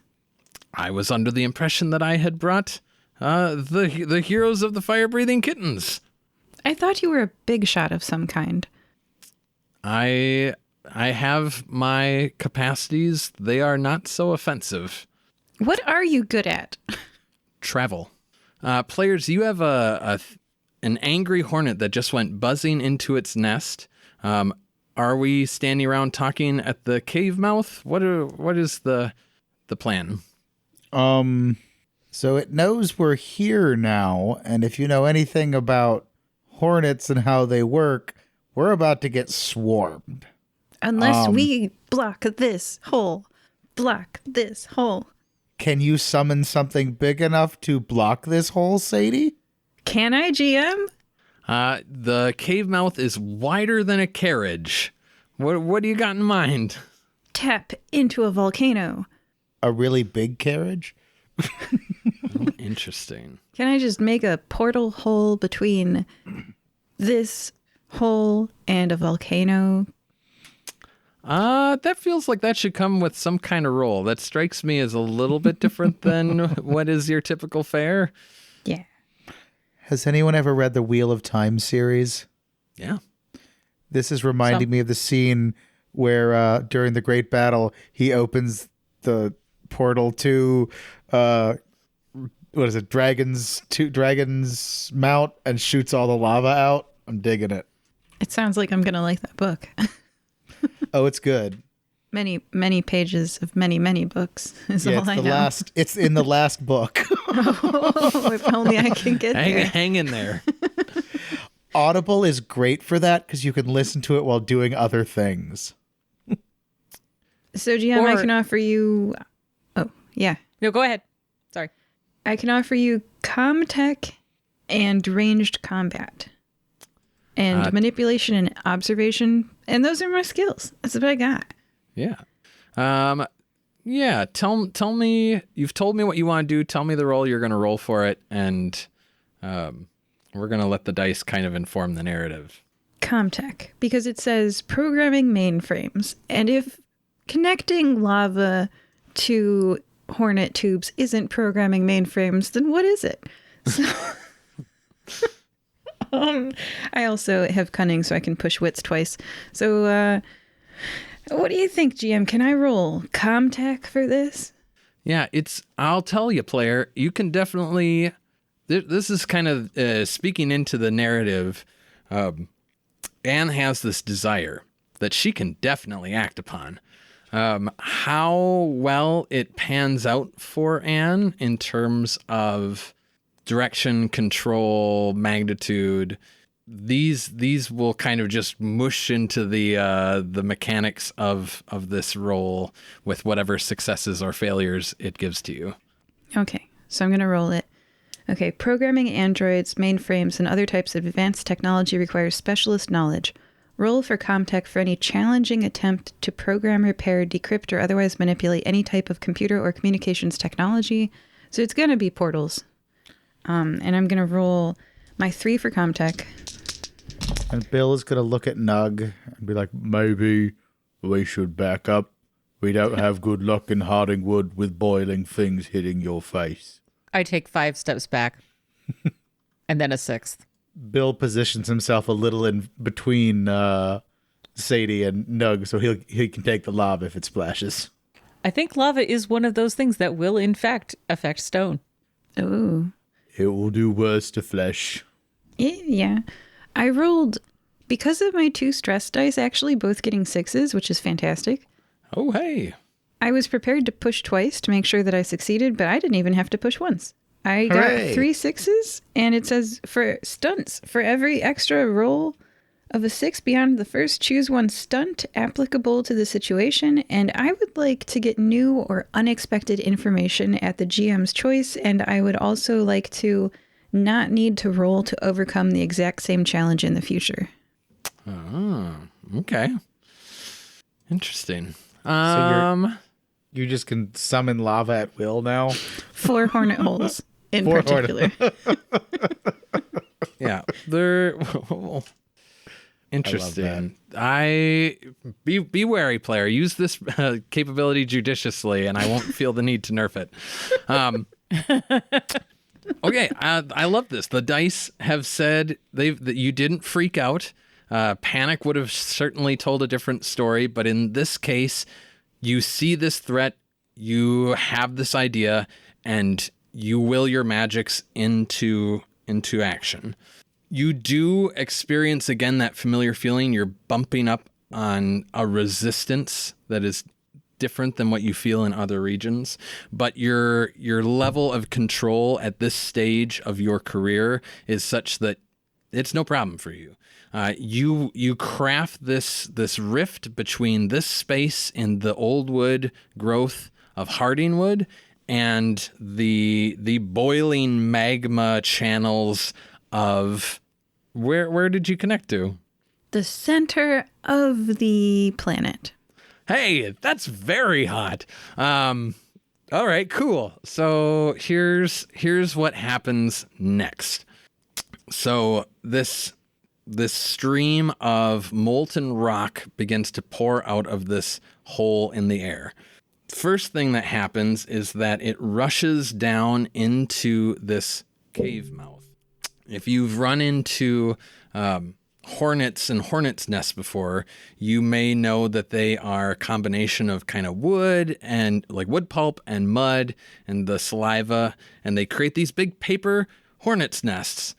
And so as this magma pours into the hole, y'all see smoke start to billow out of the hole, along with swarms of typical sized hornets. The air buzzing and angry with them. And you can see already like the smell of singed hornet corpse. It fills the air as many are just caught in this magma rain that is filling the cave mouth. Others getting disoriented in the smoke, fly up out of the hole, fall to the ground. Still others are just fleeing and dispersing. And that's going to go on for a little bit. Are you guys doing anything? So this has just formed, and I'm curious what you guys do next. The heat pouring off of this hole is just immense. And I would like to make sure that I have switched from my blunt instrument to a cutting torch, because I think we're going to be fighting something bigger and nastier. After if we're all standing here for a couple of minutes, after a minute or two, Bill will look at Mick's helper. Is there another way in? I don't know that y'all be standing here for a minute or two with nothing happening. If you're standing for a significant time, you are going to start smelling the distinct smell of burning wood, in addition to the like smoke and charred hornet that's rising out. I'm not certain what sensation cues you in that the root structures of this old growth forest that are under the ground and exposed within this cave mouth are being rapidly heated up by this flow of magma, but something cues you into that. And if you feel like you want to point out a particular sensory detail that you think would light it up for you, you can let me know that. But you are aware that that is an additional thing happening because of this flow of magma. So the forest is burning from underground then? Sure, starting to. Okay, cool. Yeah, great. Awesome. Not uncomfortable in the slightest. Yep. Yeah, how does Nugh feel about the pouring open hole of flaming rock? Yeah, so that's why I took a few steps back, and grateful that I can't take stress. No, that's I have mixed feelings on this one. Yeah. So where do we come down on Hardingwood being an island or not? Not an island. It's not an island. That was my mistake. Sorry. Yeah. I think I think Nugh is I'm kind of with Bill on this. Like this is really something. Like as much as I don't like fire and everything, it's not directed at me. It's not currently endangering me, although I'm aware that there's probably going to be some fire very soon now. With the forest burning from underground. Have we ever talked about the fact that Anne seems to commit war crimes pretty much every episode? No? Okay.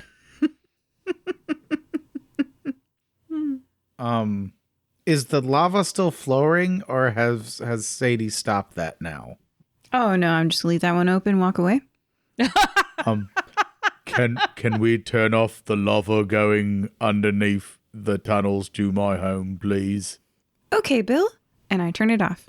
All right. I'm going to let that simmer in my GM brain about what might be happening to those trees yet, even with the hole closed. But that's helpful information.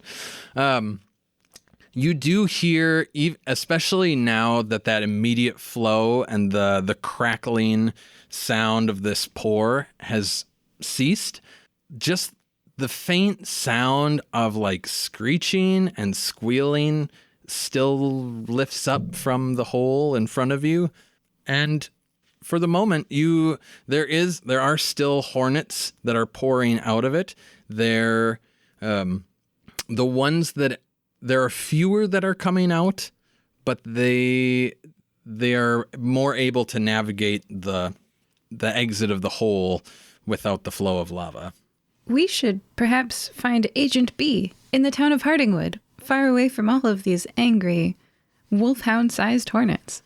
I think it's probably a good idea. If anyone asks, I wasn't here. Mix tells you as a group, as you name that desire to go find Agent B, says, "Who's Agent B?" Not something you need to worry about. I'm a little worried. Would you like to pay us $200,000 each to not worry about what we're worrying about? No, I can't say that I would. Okay, well then we are going to think about that. You haven't been terribly forthcoming with us. Why would you expect us to tell you everything? I asked what you wanted to know. You weren't forthcoming last time. Now that you need us, you are forthcoming, but we don't really need you at this point. That's fair. Why do you care about Hardingwood? It's my community. Bill's never seen you before. And that is a true statement. I will name that for you, Bill, just to canonize. You do not have an, I mean, other than when you met Mixhelfer and New Nicomoy, you do not ever recall running into them during your time training with Edward, hanging out in Hardingwood. So I don't know. I guess Bill's wits are 3, so he's not dumb. Are you a bee? Put straight to the question, Mixhelfer nods at you. That's why I've never seen you before. Bill trusts her a little bit more now, knowing kind of the background of Wasp versus Bee. I've kept a low profile. Are you the queen? No. Oh, goodness, no. No, thank you. So I think we should tell them about Agent B, but I won't if the group doesn't want to. There is not, unfortunately, much to tell until we find them and ask them for details ourselves. All we know is that they're this way. And I point when so I rotate, I spin around, and when the paper glows, I point in that direction. But you know them enough to have plans to meet them outside of Hardingwood? It's guild business. I was familiar with the three of you and with the name of the fire-breathing kittens. I am not familiar with Agent B. If this is where we part ways, I can stay here and observe at a distance. As I said, my own capacities lend themselves to travel. I can watch to see what comes of this opening. No, we can escort you back to the apiary. Mix. That sounds, you know what? That sounds like a manipulation role. That sounds like you're trying to convince them of something that they're not particularly interested in doing. Great. Well, I'm not that bad at that, so I will do that. I have 7 dice because I have 4 empathy and 3 manipulation. Each of the following factors gives your roll a +1 modification. Oh, cool. You have more people on your side, +1 dice. Mm-hmm. What you ask for doesn't cost your opponent anything, +1 dice. Your opponent has suffered damage, +1 dice. You have helped your opponent previously, +1 dice, and you present your case very well as determined by the GM.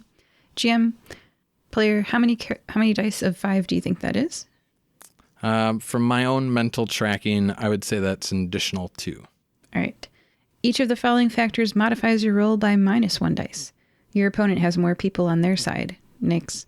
You ask for something valuable or dangerous. Nix. Your opponent has nothing to gain by helping you. Nix, because they could get killed by hornets if they stay here. You are having trouble understanding each other. Nix, you both speak the same language, and you are talking via a radio or shouting at a distance. Nix. So I don't think you get any negative dices myself. Sure. All right. So Are 9 we dice. able to help on rolls like this, or is that just... I think No. that's For the observer. I think that's the +1 I get for having more people on my side. Oh, okay. Yeah. I have 3 6s. Do we have that? I think that's success plus stunts. Cool. Well, So- Stunts. isn't it an opposed roll though? Oh, yeah, I bet it would be an opposed roll. Yeah. Just straight up manipulation versus manipulation. Yep. Manipulation. Do you want to know the stunts section? Well, let's It's, see if I win. 3 on 1. Oh yeah, Because you got 3, right? I got 3 and you got 1. 3-on-1. Okay. Okay. So I think I get 2 additional then, 2 stunts? Or is it just 1? The numbers that you roll in excess. So because you cleared the one and then, I The suppose. 2 extra? Yep. Okay. Here are the 3 possible stunts. 1. Your opponent does what you want without demanding a favor in return. 2. Your opponent does more than you ask for. For example, gives you some useful information. 3. Your opponent is impressed and will try to help you later on in some way. My opponent does what I want without demanding a favor in return, and my opponent is impressed by me and will try to help me later on in some way. Smooth talking Nugh. You bet. Mix Helfer will indeed allow y'all to guide them to the apiary. All right. We take them to the apiary. So your group moves through the woods, the tree line towards Hardingwood itself. The little parchment from the bank is glowing brighter as you're moving towards Hardingwood. As you get close enough where you can make out Hardingwood through the tree line, you don't see Hardingwood. You see a big billowing wall of smoke, as though someone had placed a bowl over the top of Hardingwood and smoke just filled it up. Mix Helfer, as you see this barrier between you and the apiary, turns and says, "What now?" Can we walk into the smoke? Yeah, is it a physical barrier? Let's say that you see that it's a bunch of billowing smoke. You see that it supernaturally stops at a fixed point. Like, it's not that it kind of billows out and dissipates. It's like there's a firm barrier there that it is bumping up against. And the resident magic user of the group recognizes that there is a powerful magic aura emanating off of this smoke wall. Who's the resident magic user? Oh, that would be Anne and Sadie. Oh. I see a spider web of glowing white light. It looks like Christmas lights. It's cool. And I'm like, wow, beautiful. Does it feel like the same kind of magic that was preventing you from pulling things into this world, a la this is Hardingwood's magic? Or does it feel different, more hostile, like the Hornets kind of magic? GM, Anne being Anne, she pokes it to get the answer. Yeah, oh moly. So you say you poke it. I do. So add a stress, and I want you to make a panic roll right away. Okay, also I noticed my character sheet has nerves of steel. I keep a cool head and get a -2 on all panic rolls. Anyway, Oh, nice. I'm gonna roll a d6. I got a 6. I'm gonna add 3 to it. I'm gonna subtract 2 for nerves of steel, and then I'm gonna look at page 104, probably 105, and a 6 plus 3 minus 2 is a 7. A nervous twitch. My stress level and the stress level of all friendly PCs in short range of you increases by 1, which, hey, I'm surrounded by synths, so my stress goes up to 4, but you all are fine. I get 4 additional dice when I roll, you guys. It's wonderful. Yeah, Nice. very exciting. I'm sad that I took 3 never sleep pills instead of the 3 de-stressor pills. But technically, every 10 minutes that I spend away from enemies, I lower my stress levels. So if we want to just take a half an hour break. Well, you definitely would have lost 1 from the first time you rolled. That's definitely been 10 minutes. I don't know. Anyway, I'm just I think you pointing have, out. you have to be out of combat, though. Yeah, if at any point we want to be away from enemies for half an hour, we could.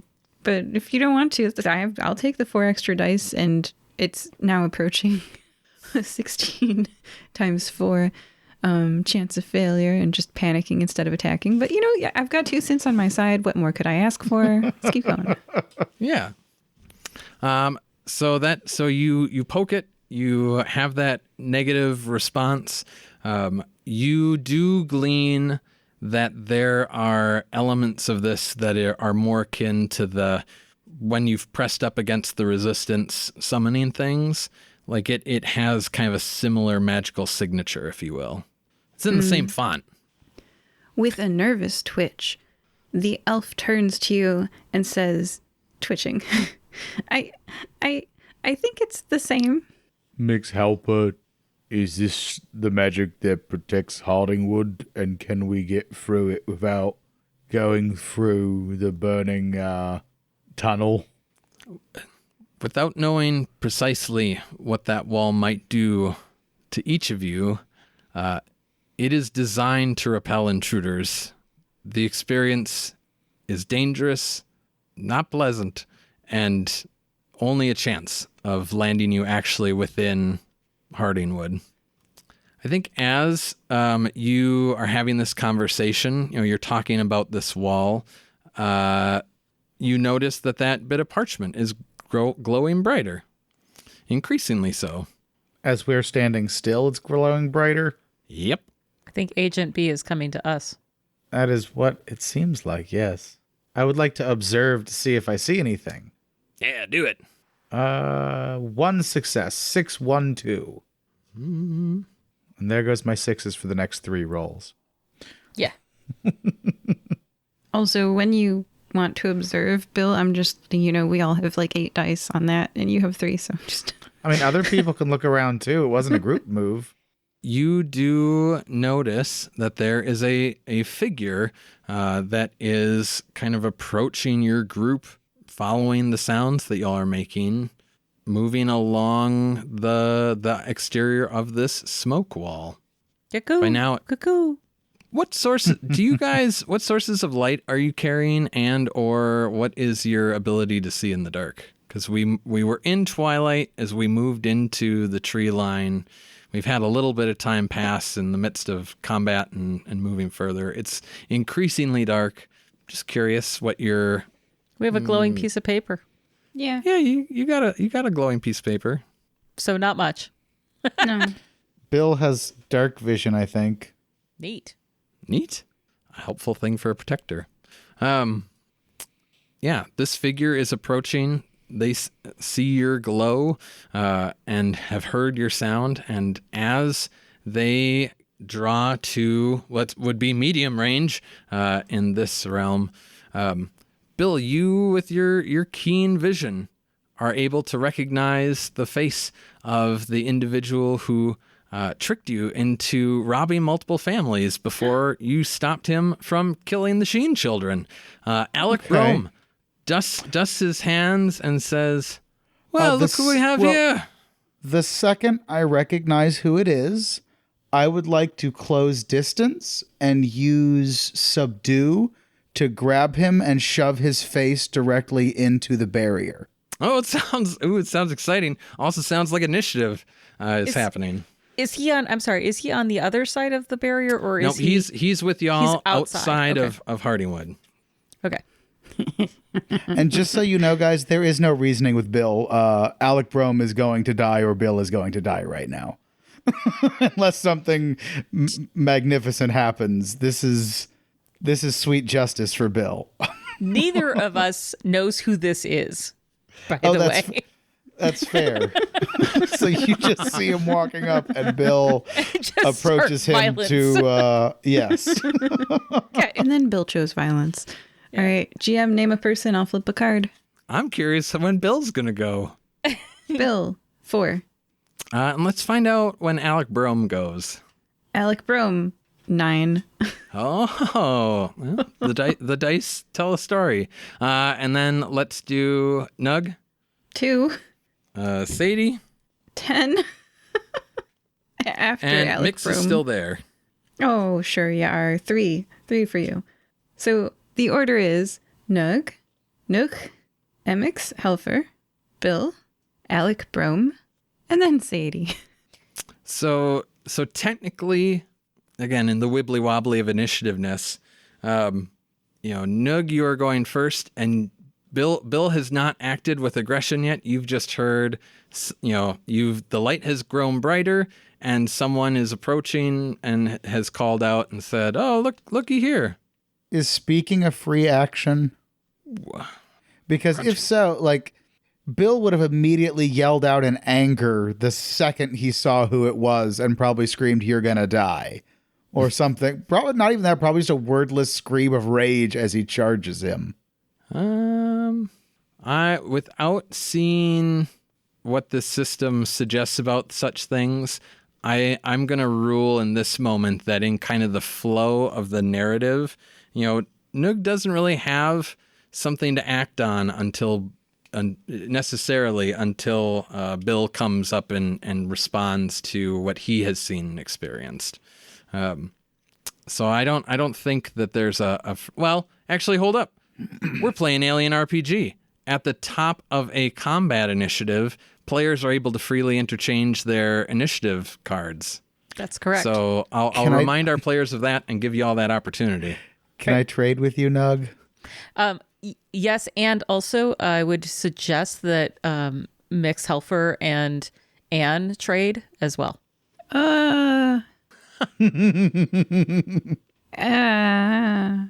If you don't want to trade, then I rescind that. But yes, I will trade with Bill, so Bill will go before me. All right, the new order is... yeah. The 4, Bill is first, and then there is the 3, which is MX Helfer, and then the 2, which is Nugh, and then Alec Brome, and then me. There you have it.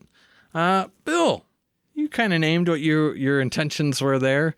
Let's map some mechanics to that. So I'm using my subdue skill, which is you're skilled at subduing opponents without harming them, because I want him to suffer, because I understand that the barrier is not very fun. When you attack a humanoid opponent in close combat, you can declare that you're trying to subdue them. You get a +2 modification on the attack, but if it hits, you don't really inflict any damage. Instead, you hold your opponent in a grapple. Extra blanks have no effect. So I can't stunt on it, but I did get 2 successes. So I'm trying to grab him and shove his face into the barrier. So if you want me to use that as a hand-to-hand attack or like a grapple, I can do that. So yeah, so it is part of a grapple attack. Is that what I caught at the very beginning? Essentially, yes. Because it's when you attack a humanoid opponent in close combat. So that's as part of a melee Instead, attack. you hold your opponent in a grapple. And you get +2 to the attack. Yes. So you're going to make an attack. He has not yet burned through his slow and fast action, so he's going to burn his fast action to guard against what you're doing. I got 2 successes. Let's see. All right. He only got 1 success, which leaves you with just enough in order to grab hold of him with your subdue. Okay, and as I'm doing that, I'm screaming, "You dirty, rotten, child-killing. We keep this explicit free, but use your imagination." I kind of want to hear that in Bill's voice. You dirty, rotten. Actually, it would be angry with her. "You dirty, rotten, child-killing. Beep." Technically, he killed their parents. He tried to kill them, and I assume he killed other children. Oh, absolutely. All right. So you've got him in a hold. That's what's going on right now. I'm trying to shove his face into the barrier, but if that has to be next turn, that can be next turn. Yeah, he was not, kind of brushing his hand along. Okay. So it's going to take a little bit of movement to get him over there. I thought he was right next to it. I'll still do it. If you want to do a different thing. I would probably just try to beat him to death then. Yeah. I think I keep the same roll with an unarmed strike because I think it's +2. Is that right? Yeah, that actually, I think it makes it easy because he would still guard against that. And then it would just be... Then I hit him. How much damage does that do? Oh, it only does 1 damage. I'm actually going to try to knife him then because I have my knife, so it does 2 damage. So much rage, so little time to plan. I know. What are you going for? My knife. I'll knife him. No, actually, you know what? I am going to do unarmed because Bill would probably be mad enough he wouldn't even think to draw a weapon. He's just going to go at him with his hands. Homer Simpson throat grab. There you go. I was All thinking right. haymaker. Just fall on top of him. I weigh a couple 1,000 pounds. Mix Helfer turns to Nugh and says, Agent B, and then like steps out of your way, just kind of clearing a path. Agent B is basically waving their turn. Oh, I thought they're going. They're at the end. Oh, they're at the end now. Agent B is not in the initiative. Anne didn't want to trade. Yeah, Agent B is not in the initiative, right? Agent B is Alec Brown. I'm sorry, Mix Helfer. Yeah, Not Mix Agent B. Helfer just drop back. Agent B is not Alex Brown. Alec Brown Yes. is on our side of the barrier. Agent B is on the other side of the barrier. No. Agent B is Alex Brome. Oh, Agent well, that's really Brome, bad for. as it were. Yeah. Goodbye, $100,000. So I'm a little so Mix Helfer is stepping back then. Yeah, Mix Helfer's like, this doesn't feel like my thing. Yeah. Okay. Okay. I think Nugh has to say something before we witness yet another murder. And I know that this isn't. I know this isn't going to work, but I still gotta say it, even though I realize Bill is on a path to his destiny, etc., etc. Bill, is this just? And do you need justice to feel like a hero? Can we do a manipulate roll to see if Bill can even Understand me think at through this his point? rage? Yeah. I'm gonna try to calm you down, I guess. I got 2 6s. I got no successes. Okay. So I think you've at least have I knocked Alec? I've given him a good shot to the face, right? Yeah. He is still very conscious, though. If that's he's actively Right. trying to push your hands off, struggling against you. I will see what happens in the rest of the order before I decide what Bill's going to do next time, because I don't think he's going to attack, but it's not going to be fun. Cool. I think that's my action. I don't think I want to interfere at this point in the fight, and I don't think Bill needs my help. So, yeah. All right. Which brings us to Brome's turn, and he's going to attempt to shove Bill off, which seems to be the way in the system. Unless does that initiate a grapple? I have them grappled, yes. So it's a grapple that we're breaking. Okay. Yeah. The only action they can perform is to attempt to break free, which is a slow action that succeeds if the opponent wins an opposed close combat roll. So he's going to make an opposed close combat roll with you. Try and break out. Good luck. 3 successes on my 10 dice. He did not get 3 successes. You still got him wrapped up. Which brings us to Sadie. Sadie's not like a slow reactor, so if this person hadn't been actively grappled right now, I think she would have attacked first and asked questions later. But because Bill is actively grappling this person, I'm unable to really properly attack them without also getting Bill in the, what do you call that, area of effect. So I'm going to use my action to say, who is that? Which is going to bring us back to the into a new round, which unless players want to rearrange their cards at all, is going to leave Bill at the top of the order. So Bill is going to draw his knife, put it to Alec Brome's throat, and say, "Give me one reason not to cut your throat like you did those people on the road." I thought your whole thing was being a hero, killing a man in cold blood. My blood is anything but cold right now. You asked for a reason. The reason is that it violates your own codes. It makes you a hypocrite, no? There's no reason to kill me. Why you kill me? Justice. Now, see, we've sorted that all out with the magistrates. You're looking at a free man. I'm an agent of the bank now. Law and justice are not always the same thing. Well, as much as I'd like to debate philosophy with you, I could do that much better if you were not holding me this. Bill's going to look up at Nugh and say, is it justice or is it murder to put down a rabid dog? He spreads his infection to others. He murders. He steals. He corrupts. I don't know what to do, Nugh. I want to kill him. I want to kill him real bad. So I think Nugh is sort of torn here because, Nugh has a pretty soft heart despite his size and stature. I think he's going to go over to Bill and put a hand on Bill's shoulder and say, "You're the only one who can say what the right thing is to do here. But you have to live with the choice." Is Mech's helper still here? Still in the area. He's going to look at her, or them, excuse me. Do your people try criminals? Yes. My people are your people, Bill, pretty much.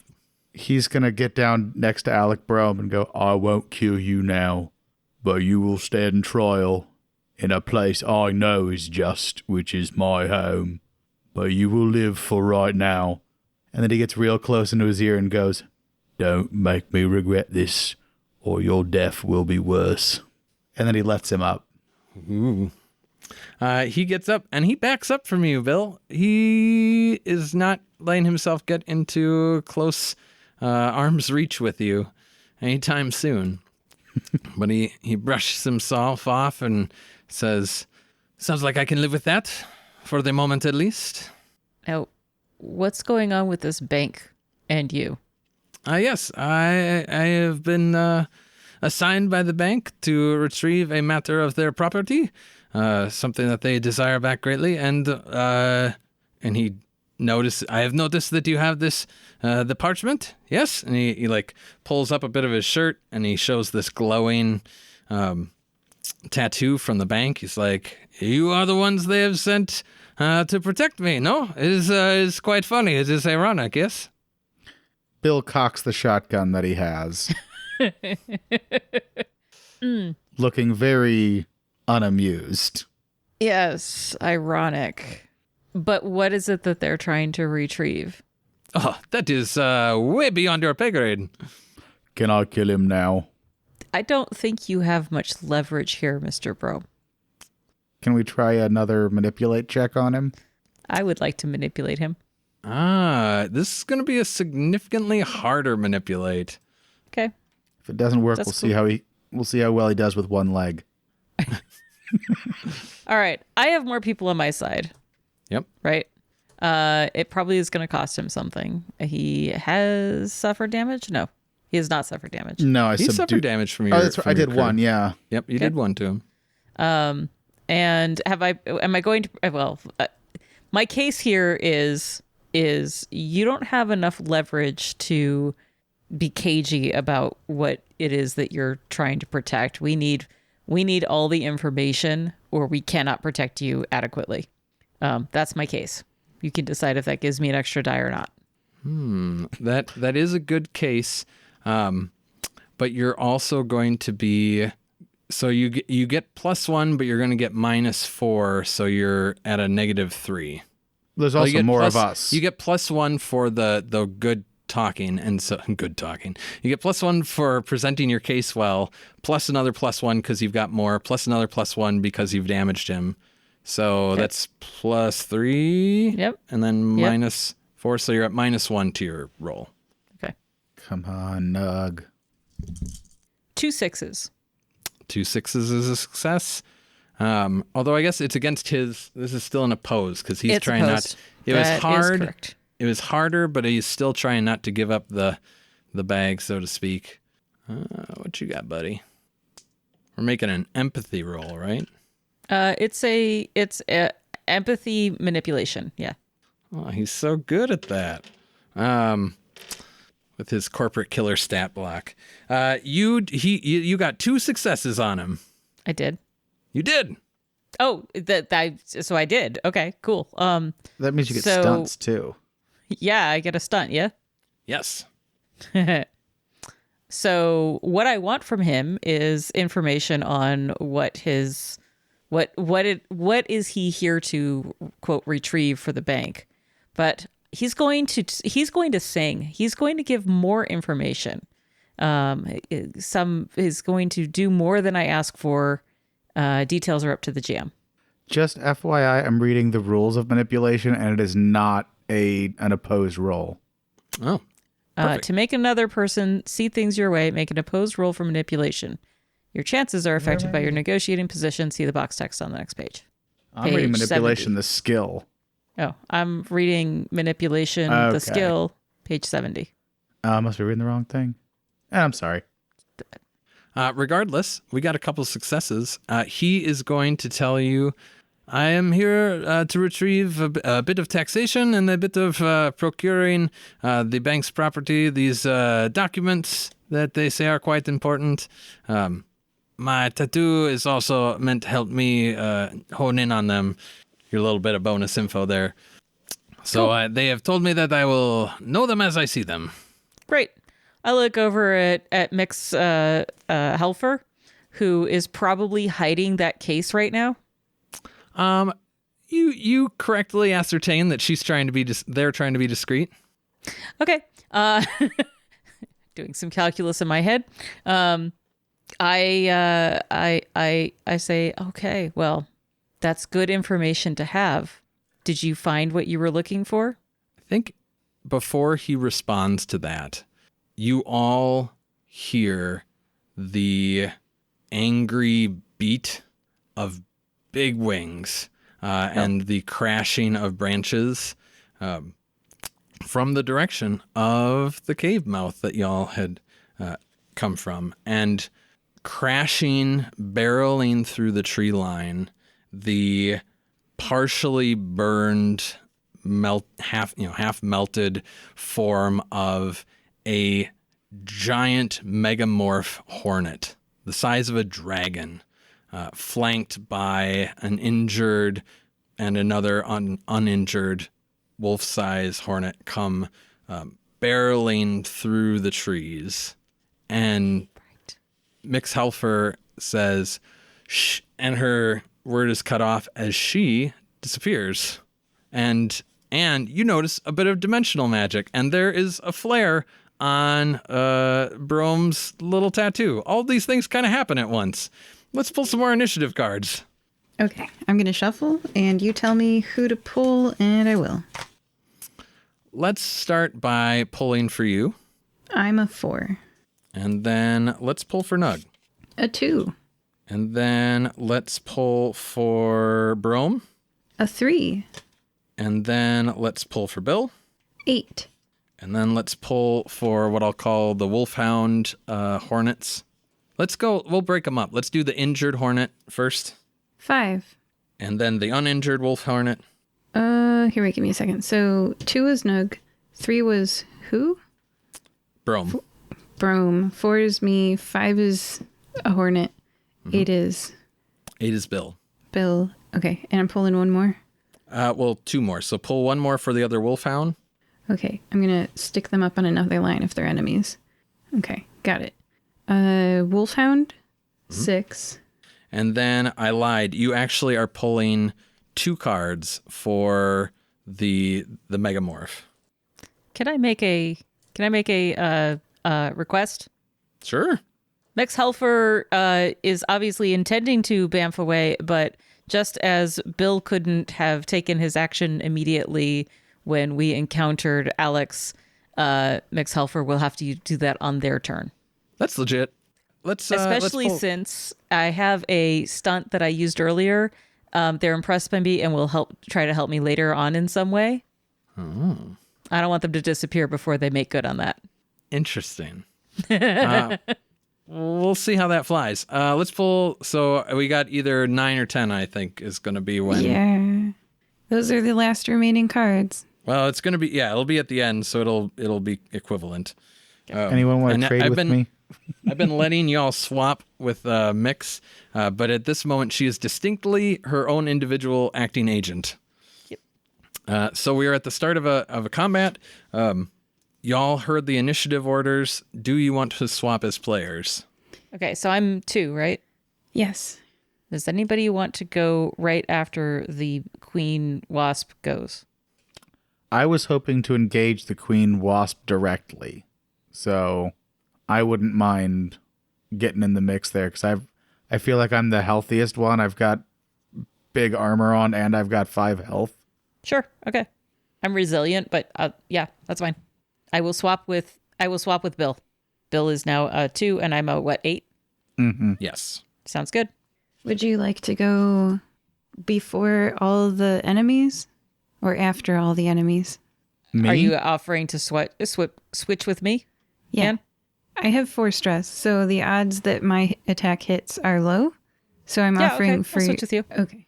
Okay, so Double switch. can I read the new initiative? Yep. Okay, first off is the queen bee. Then card number 8 is Bill. Then Alec Brome, Agent B. Then Nugh. Then the other hornets all in a row. And then me. And then maybe they escape, maybe they don't. Mix Helfer. And just for those keeping track at home, other hornets all in a row includes the second swing of the queen hornet, as we've labeled. All right. So they are currently, I think this is the beyond me, and we're in long distances when you have noticed them. So they've got some range gaps to close if they're going to be doing stuff. But they're very, very fast. So we've got... Good thing I've got a long-range weapon. All right, cool. Just looking, I just seen about sprinting. All right, roll it like that. So the Megamorph goes first, and it is able to close. It races up with its huge bulk rushing in, and I'm gonna have all as it races across the distance. The relevant non-synthetics in the mix, everyone's stress level goes up by 1 at just the sight of this thing coming barreling in.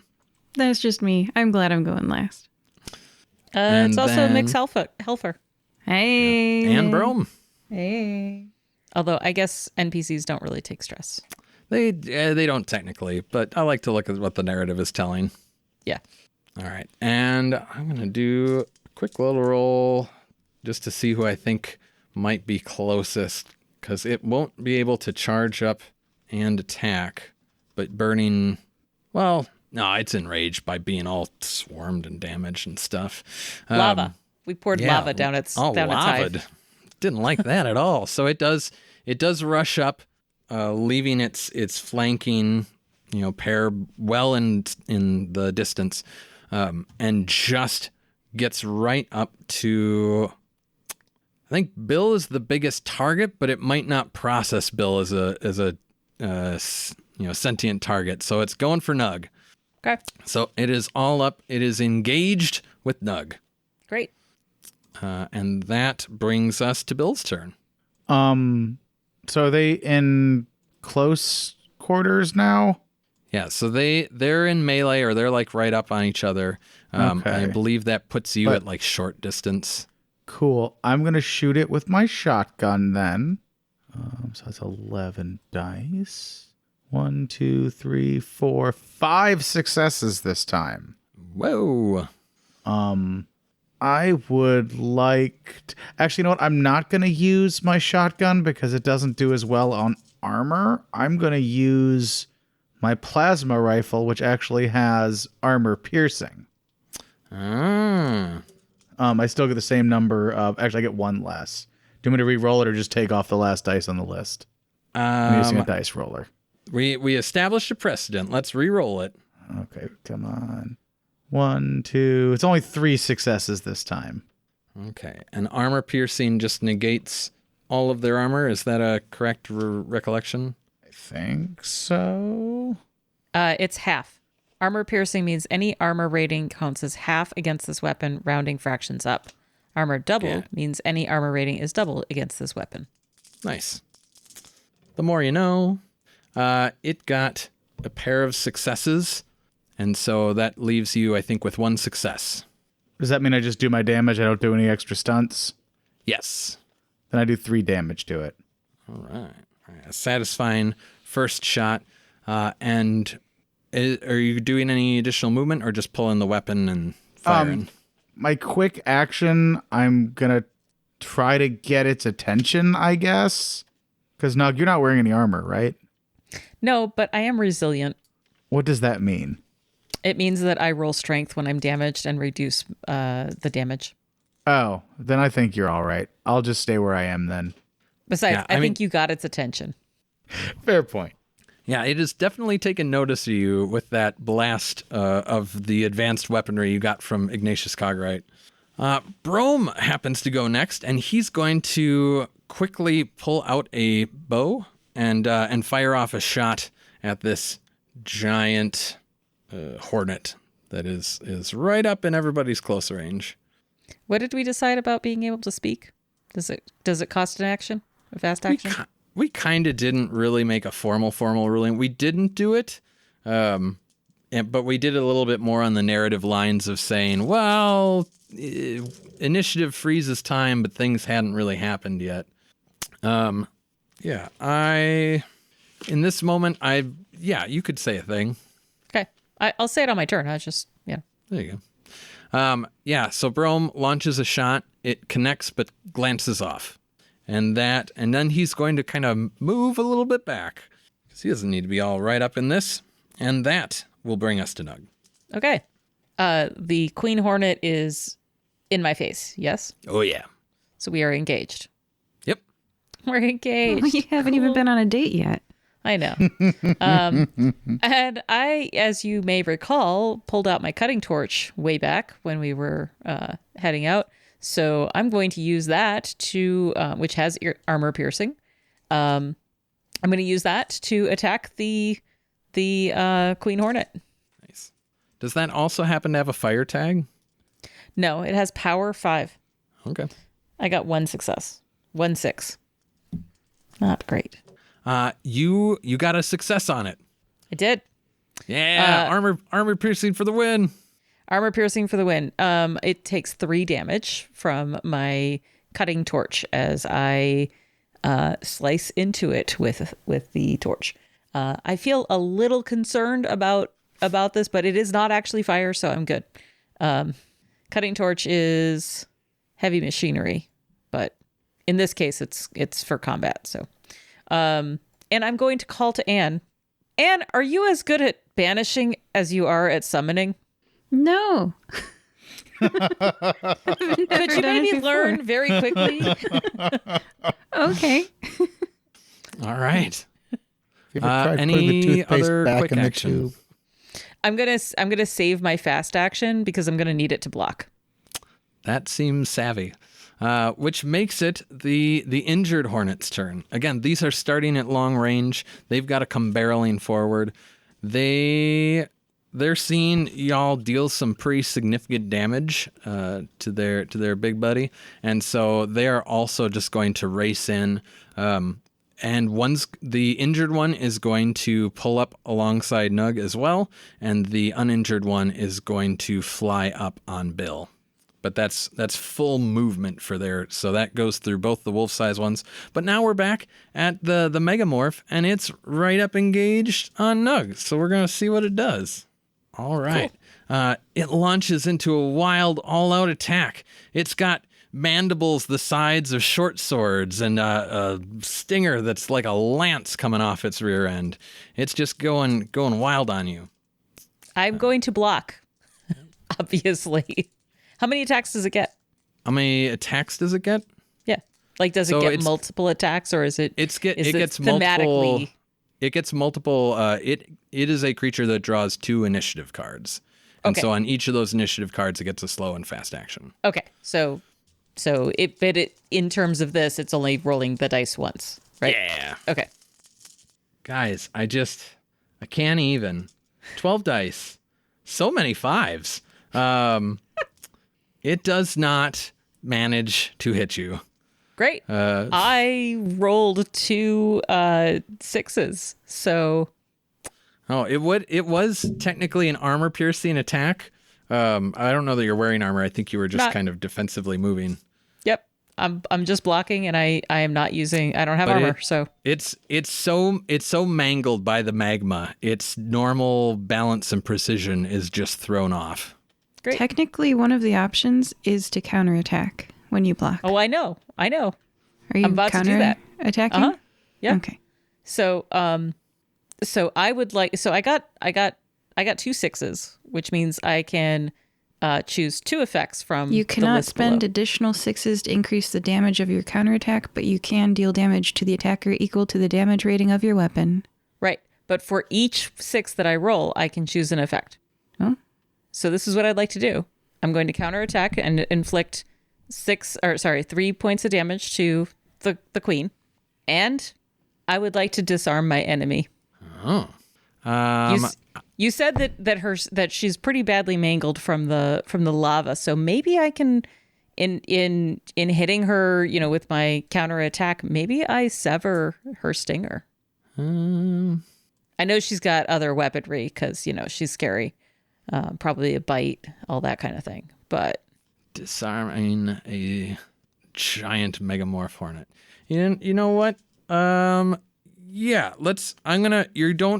you don't completely, you do snap off a good chunk of it though. And I'm going to let that impact some future mechanical stuff. maybe it reduces its damage or something. Yeah. Okay, Not so many, cool. not getting to throw so many dice on certain things. Excellent. All right, cool. And that was on its turn. Wow, how efficient. Sadie. I pre-rolled. First, I rolled my 5 stress dice because I was like, I imagine what Sadie's response would be. Sadie would be like, this is very stressful. And Anne being like, get a hold of yourself. And Sadie being like, no. But I didn't get any 6s on my stress dice, or any 1s on my stress dice. So I rolled my attack and I got 3 6s on my attack because those stress dice actually are like really good for getting 6s. So technically, I think this might be the only attack I do this combat, but I technically hit for 3 damage. And that's on the biggest one or on one of the wolves? The biggest one, and what that looks like is that Nugh was like, try banishing it. And me being like, okay. And I like look at the cracks in reality around the queen bee, and its leg passes through one of the cracks, and that crack stretches out like a spider web near me, and I poke that crack and the crack opens, and the fissure opens all the way between me and the queen bee, and where that queen bee's leg is, it passes right through, and then the fissure closes. So you rolled 3 successes? Yeah. It is as mangled as it is still so quick and erratic that it narrowly misses your attempt to snap it with a rift. It doesn't need the tip of its legs. It will be slightly inaccurate at judging how far distances are because they count the steps that they take, but it is not damaged. That makes sense. It was my first time. And now I know that you, let's see, what could Mix do to help you quickly? I think Call the bees. call the bees. Yeah, we've lured it out Interesting. from its underground safety. You know what? I love that narrative thematic.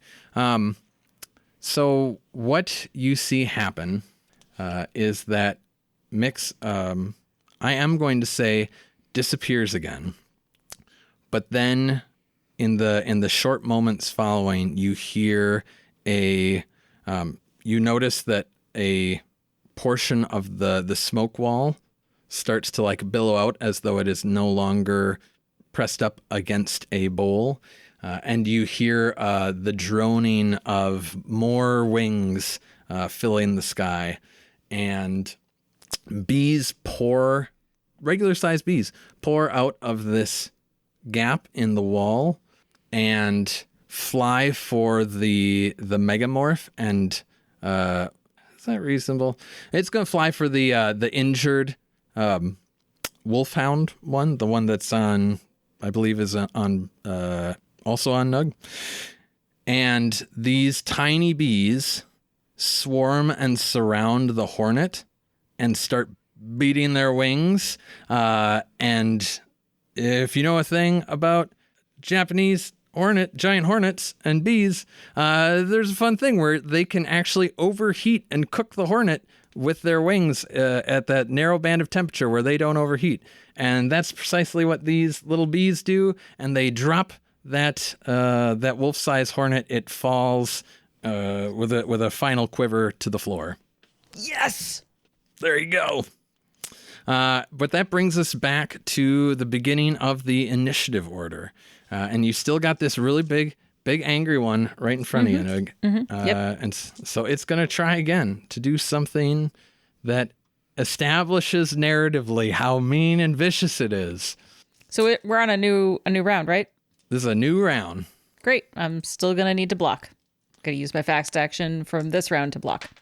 All right. It's going to do another attack. I'm going to reduce some of its all-outness because of the disarming that you did, taking away some of its tools. But it lets loose a wild attack and actually hits, or attempts to. It's got block with three 3 successes coming at you. I block with 3. We've been doing tie going to the runner, I think. Unless it's just tie goes to the player, because there have been times where it's been a one-on-one and we've counted as a success. Okay. I think tie goes to the runner. Also, the thing is that because I named it last time and I forgot to name it up front, but this was an armor-piercing attack. But you don't have armor. That's not relevant. I have armor. Does not matter. You have armor. But I can tell you it deals 2 damage. Okay. And that's so I'm going to roll resilience to see if I can soak some of that. Yeah, another opportunity for mechanic. Yeah. So resilience is I roll strength when I am. Let me read the talent entirely. It's a roughneck talent. Only the hardiest folks survive out here. Roll for strength. The attribute only, no skill. Anytime you suffer damage, you can't push the roll, which does not count as an action. For every 6 you roll, 1 point of damage is eliminated. If all damage is eliminated, you suffer none.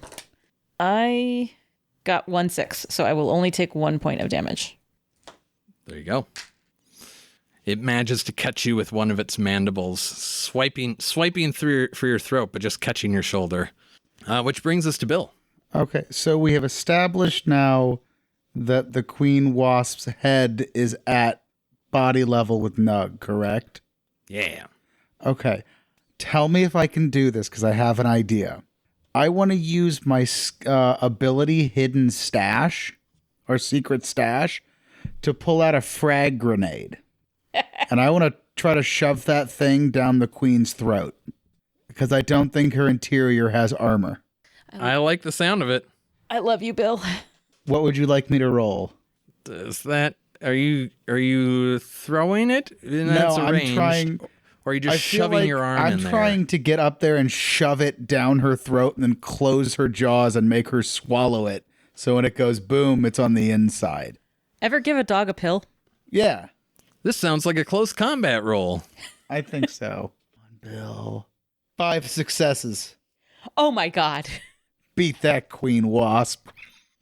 It's 1 6 6 6 1 4 6 3 4 2. So 2 successes is not going to manage to keep you from doing this maneuver.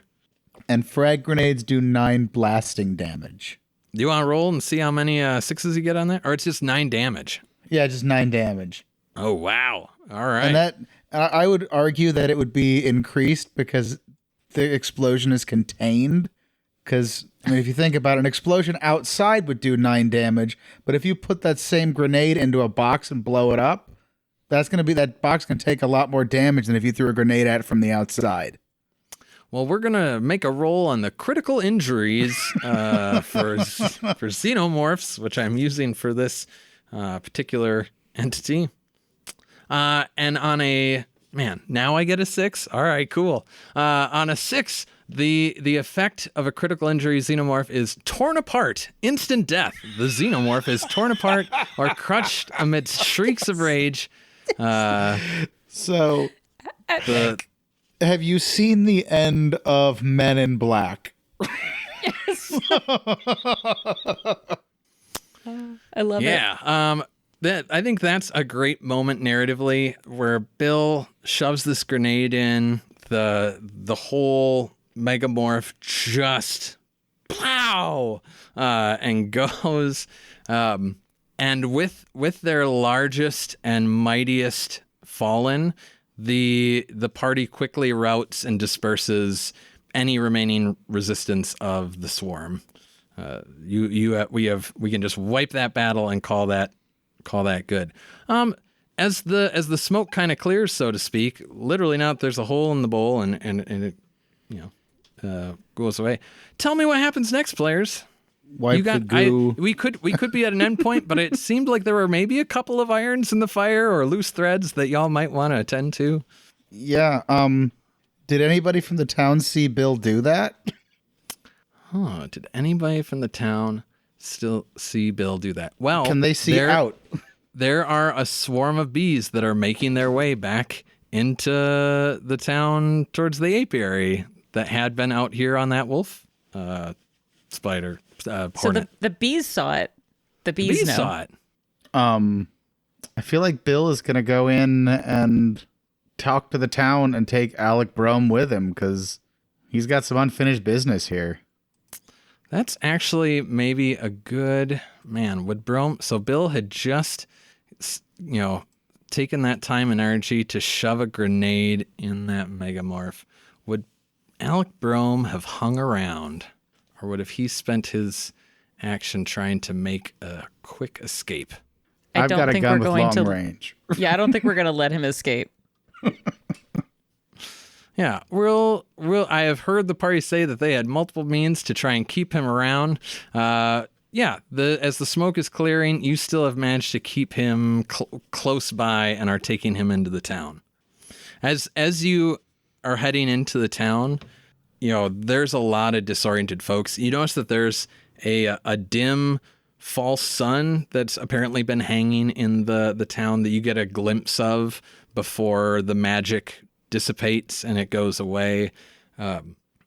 Lady Featherbottom, mayor, comes out and is very effusive in welcoming y'all back and greeting y'all and giving you thanks. Speaker Bridget, who you did not leave on such good terms with, is approaching, and there are some bees that are kind of just lazily circling Speaker Bridget, and she goes to take your hand, Bill, and offer a word of thanks. Do you take her hand? I do. And Bill will say, "A hero comes when they're needed, even if you don't think you don't need their help. I am always here to help Hardingwood." She just leans in close and says to you, "My friends told me what you did for us. Thank you." It was my pleasure, and while I will always protect Hardingwood, I think my destiny lies beyond this little town. There's just a slight nod and incline of the speaker's head, and she withdraws a little bit to let you continue to say your greetings to other members of Hardingwood. Bill is trying to find a judge or somebody to take Alec Brome and make sure he gets put on trial. I assume I would know who the city judge is. Yeah. Magistrate or whoever. The mayor. The mayor. Yeah, I'm like, is that the mayor's job in a Hamlet? Do you remand Brome to Lady Featherbottom's custody? I do, and I request that when the trial is taking place, that I get called as a witness and the children get called as witnesses, because justice was not served by whoever bought him his freedom last time. Well, we can certainly do that. We'll just, it'll take a little time to put this together, to get the regional magistrates, connected. It sounds like the allegations that you're bringing are quite substantial. Yes. And we'll kind of let that sit as an iron in the fire. Other things that feel like they need a resolution.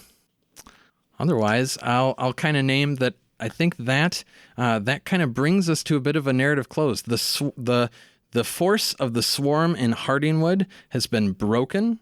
The people of Hardingwood and the Keepers Guild have reestablished their control over the town and the immediate region. Bill has been welcomed back with open arms. Oh, we didn't. So this needs to happen. So Lady Featherbottom was first to greet you. Speaker Bridget not long behind. Edward certainly doesn't fail to make an appearance. Edward looks awful.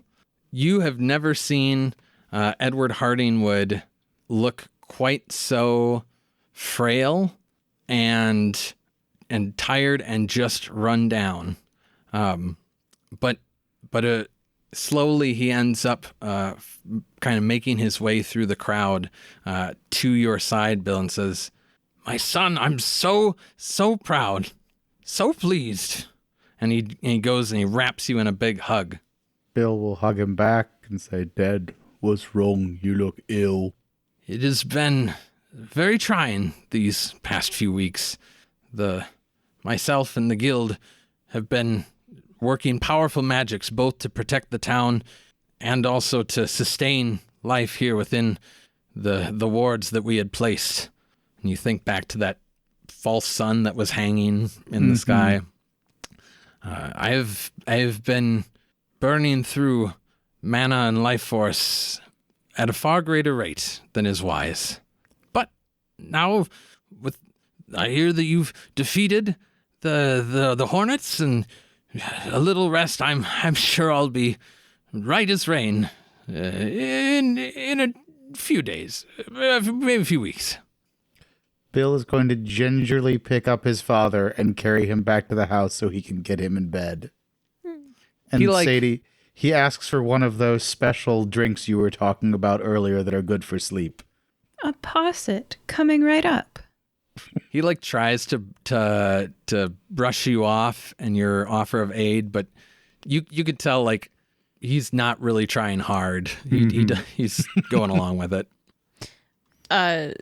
So Helfer obviously has skipped town, so to speak. Skipped the plane entirely, but with the papers. So clearly we're not going to make nice with the Bank of Agasso. So Sadie, I don't think the bank that you're invested in has good intentions. They make profit. Yes. Well, I think sometimes profit is at odds with people. I'm learning about this now for the first time. It's just something to think about as you make your choices. Interesting. It will guide my future investments. Yeah. Because, you do get to make choices. That sounds really terrifying, but yes. Okay. Any other final words from our players before we let the sun set on the now peaceful and recovering community of Hardingwood? I think at the very end, Bill and Nugh kind of sit in quiet companionship watching the sunrise, and just sort of if they were the kind of fellows who drank beer, they would be sharing a beer, but they're not. So they're just kind of enjoying the companionship because we're friends. I like that. And I think Nugh is going to say, "I'm proud of you." Thank you. There's a big world out there, and there's a lot of people that need help. It's true. And I really want to do that. And Sadie has a glass of alcohol in each hand, and she says, "Thou did well today, Sadie." And Sadie goes, Did I? It was so scary. Sips from the left hand. Sips from the right hand. "Thou were astonishing. The way you did not go catatonic. The way you stepped up to danger.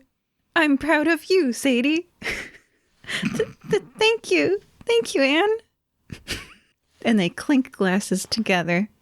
She's her own best friend. Love it. I don't want I don't want Sadie to feel like an outsider. She can come sit and join Bill and Nugh too if she wants. No, she's having a moment. They're finally talking. It's fair.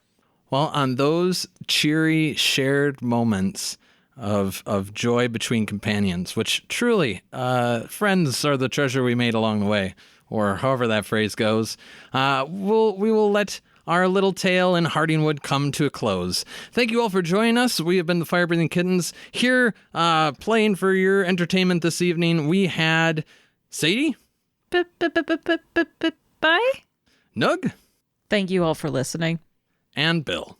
Life's a great adventure, and I'm off on my own. Take care. Bye.